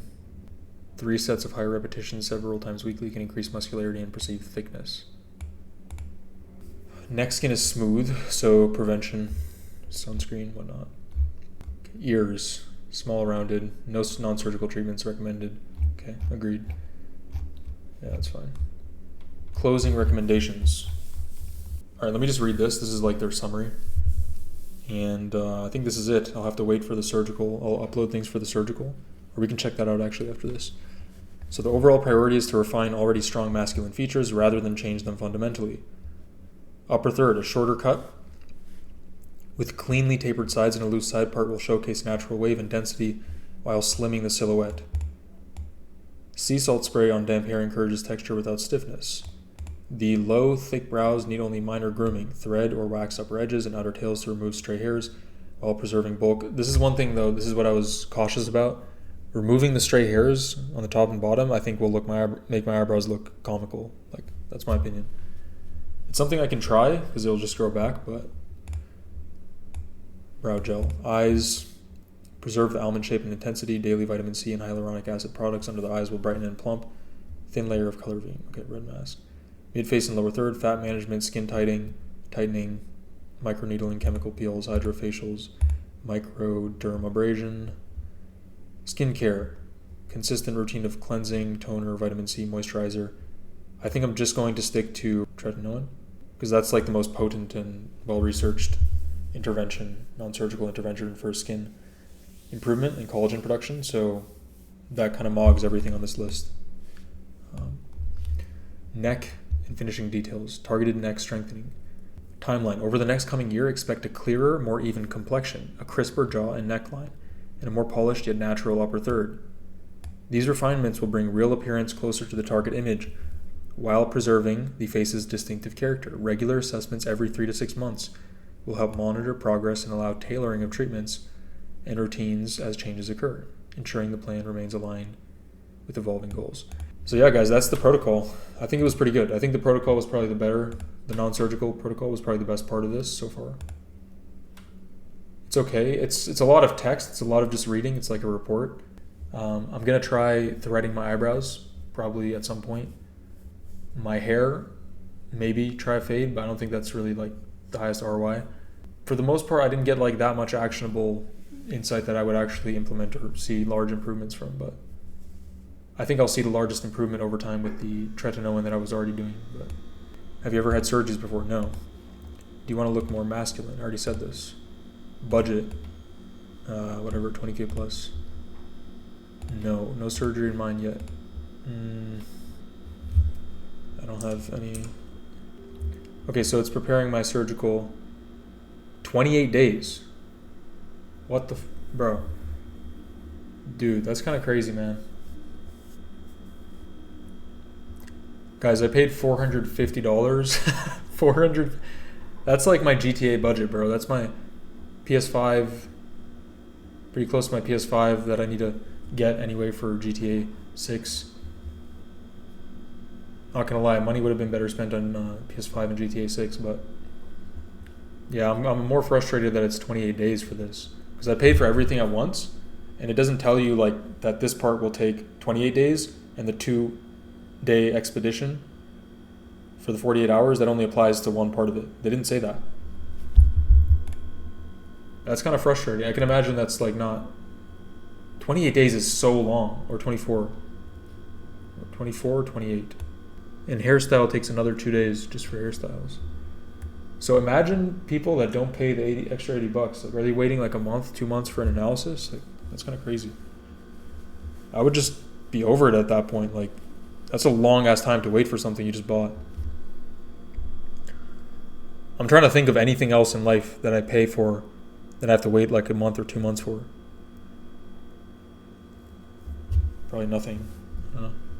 Alright guys, so Qoves has actually prepared my surgical report much quicker than the 24 days they noted, so that's good. And if you notice something, I am an action taker, so I already got my eyebrows threaded today for, yeah. I didn't do anything crazy, but let me see. I don't know if you guys can see, it's not a good angle, but I told her to make it like more natural, but she removed a lot of the hairs that Qoves says results in the naturalness. But they didn't overdo it like crazy, so it's alright. Alright guys, so the surgical report is ready. Let's go through it perhaps a little bit quicker now. So this is the cephalometric variability. This is kind of like the old, if you guys know the legacy, the old Qoves report. This kind of reminds me of that. So this contains raw data measured from the following cephalometric parameters as defined by Farkas and Powell. These are kind of like, I think these are outdated standards, reference ranges. There's a lot more research that has come out recently that can inform these reference ranges a little bit better, but it's not bad. Okay, measurement nasofrontal 115 here, that's pretty masculine. Nasal tip, nasolabial, again more masculine, 95. This is interesting because in the report itself, the analysis, not this report but the other analysis, they don't provide all these values. Like they don't tell you like the exact value of all of them. They do for some but not all of them, which is interesting. So you need the surgical report to get a more in-depth breakdown. Even these though, I can't see exactly which ratio is which. Like you would not know this is the total facial convexity. And by the way, other point here, this angle is not formed here obviously, it's formed between these. So they're just drawing this here and shifting it a bit, which is understandable for me but not for others. Like no one would understand this. This is all just like indecipherable to someone who doesn't have any prior knowledge of this. It's literally incomprehensible. You need a surgeon to walk you through it, which is possible, but are they really going to take like 2-3 hours to walk you through every bit of this? So yeah, upper face, lower face, these are my absolute measurements. This is interesting though because look, so this is my mouth width, mid face, lower face, upper lip, jaw height.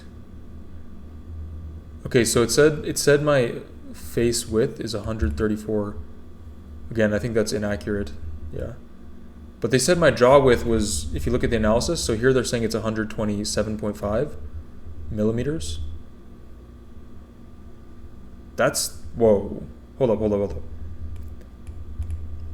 Hold up, guys. So it says the reference for jaw width is 105, so mine is nearly 2.5 centimeters wider than the reference, but they said my jaw is narrow in the analysis. The hermeneutic is like not consistent, and if it is consistent, it's very unclear, I'll say that. And furthermore, they said that my jaw width was not 127.5. If we look back at the report, if we go to the jaw, yeah guys, look at this. Let me open up another tab here. So here they're saying my jaw width is 112.5, but in the report, they said it's 120 something. Yeah, so my jaw width here is 112.5, and here they said it's 127.5. Guys, this is inconsistent. This is low quality. Like, I'm just being fully honest. This is such a, like, can I be blunt? It's like such a low IQ oversight. Yeah. Because at least, again, I can empathize that it's difficult to calculate the exact millimeters, but if you're inaccurate, at least be inaccurate in a consistent direction, right? And consistently internally. So in every instance you show the jaw width, make it be a consistent value. And if it's inaccurate, make the other values that are also going to be inaccurate based on the same hermeneutic, the same method they measure millimeters, make them also consistently inaccurate.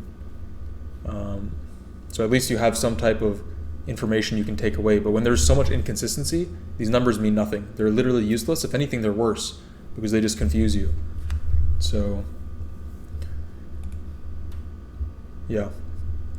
Okay, ethnic group variability.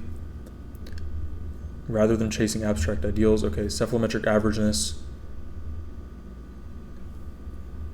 With some parameters, it's beneficial to be above average or away from the norm to achieve a model tier look. While for others, a sizable deviation can exponentially hurt the subject's aesthetic harmony. So it says, so this is my morph. It says from the side, the subject begins with a strong nose, slightly recessed rounded chin, mild submental softness, and a relatively flat mid-face contour.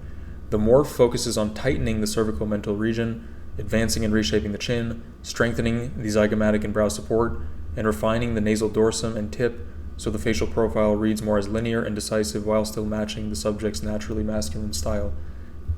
So this is their morph of me.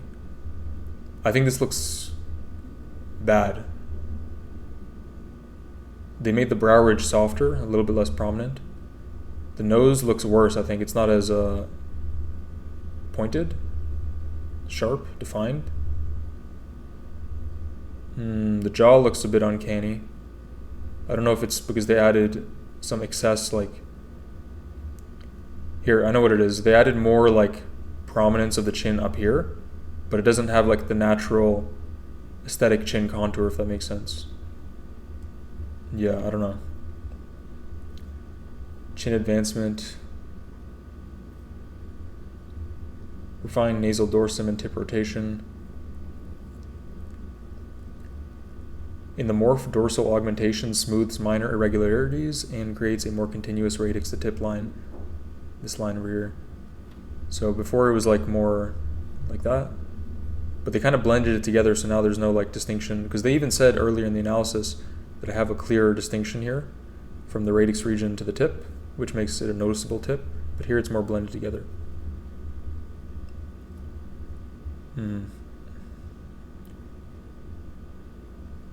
With modest, okay, so it says my original nasofrontal angle was a smooth transition. This extra anterior volume under the eyes shortens the lid cheek distance, okay. Facial width to height ratio, it's saying that shorter faces with relatively narrow widths. So I have a shorter face with relatively narrow width. So I'm more seen as submissive and juvenile, just generally, and trending towards that direction. The facial width to height ratio influences how dominant, assertive, or approachable a face is often perceived to be in a split second. By the way, my facial width to height ratio is not low. Again, I've shown it in in Face IQ Labs, it's about 1.9 to 1.95. So this measurement isn't accurate the way they did it. I don't know how they calculated it, but their bizygomatic width measurement is wrong, like I noted. Wait, hold on. So bizygomatic width at 134. Okay, again, we have inconsistency here. So they're saying my bizygomatic, the cheekbone width, right? Bro, now I'm getting kind of triggered, low-key. 134. But if you look at here, it's not 134, or they say it's something else. Facial width is 126. Facial width is the entirety of your bizygomatic width. So bizygomatic width is from one zygion, the outer corner, to the other. So that is the facial width. That's your total facial width. So their analysis is very internally inconsistent, extremely, in multiple areas. I've seen it like more than a handful of times now. This is not useful information. It's not. I get these are separate. Surgical report is separate from this, but it's the same company delivering this to you, and they should all be coordinated and consistent to actually be valuable and actionable. So what is the purpose of this surgical report when it's reiterating a lot of the information and analysis found in the Qoves report, but just with different numbers and different hermeneutic, different everything? So it's like I'm just getting a different assessment altogether. What's the point of that? So like all these comments, like all this wording is very similar to what I've been reading in the analysis. Like again, so he's doing proportions here, I saw proportions here. What's the point of this?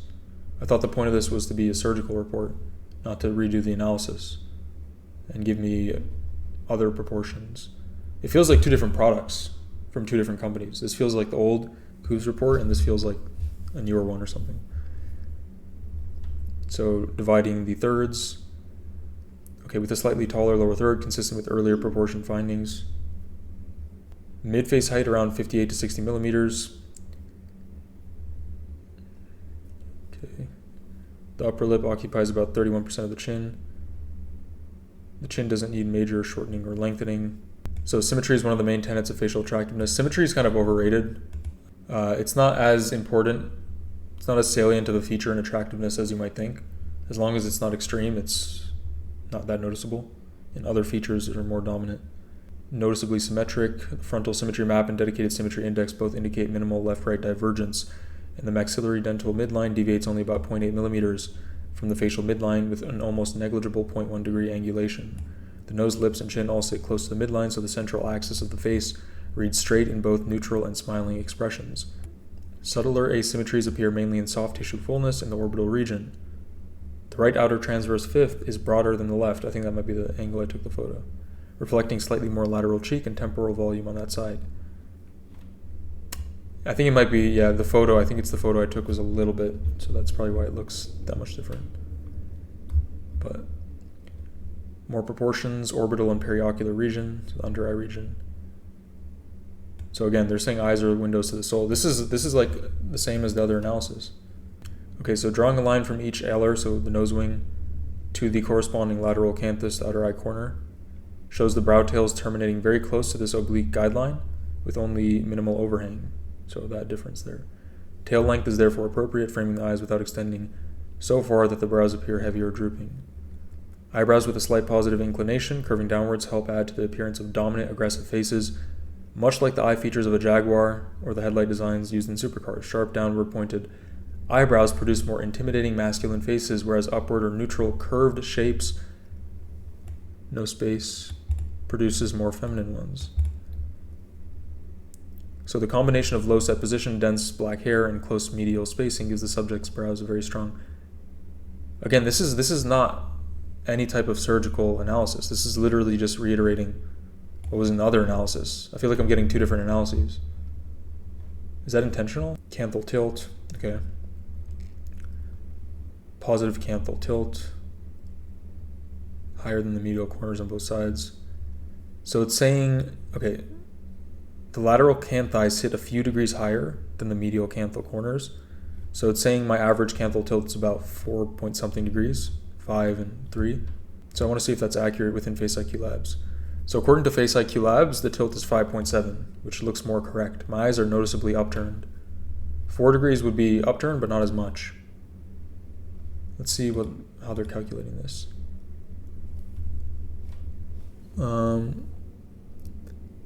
It looks like the angle, this arm here, is not flat. It should be flat in accordance with the other side of the eye to maintain symmetry. So like for instance, if you took, let me see, this line, cut it across here. Okay, it does look pretty flat. Let me see the difference. Let's see. Maybe make the point here. And let's see left lateral canthus.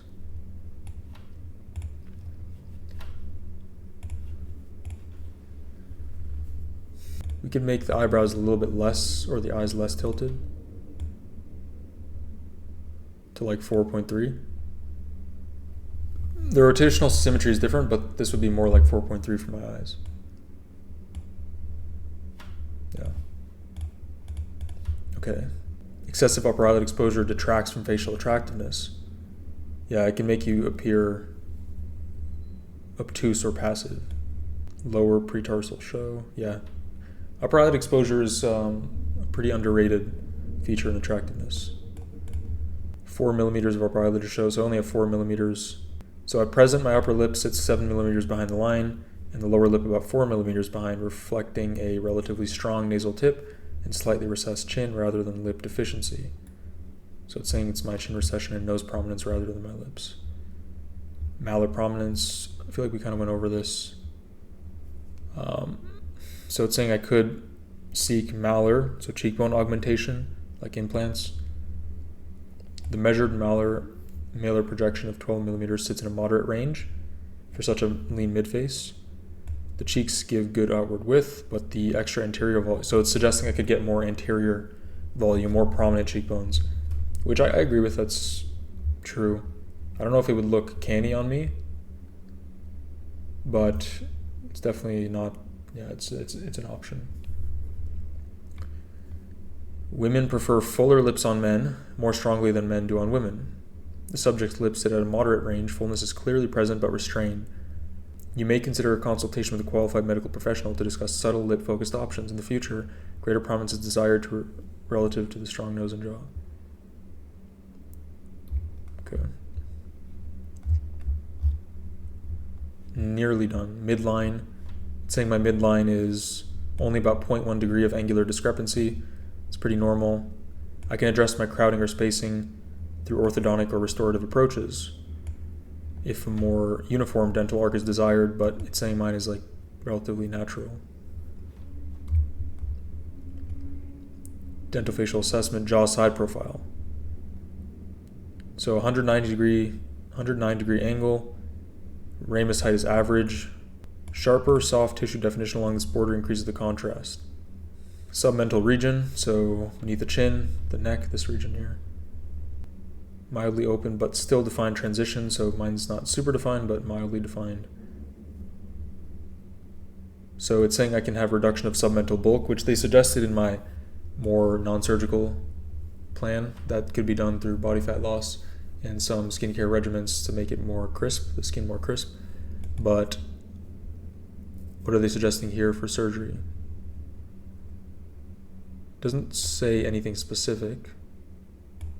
It just says to reduce the bulk, through submental liposuction. So it says there's surgical summaries here. Rhino, genioplasty to advance the chin, malarplasty to enhance the prominence of the cheekbones, canthopexy, I'm not sure what for.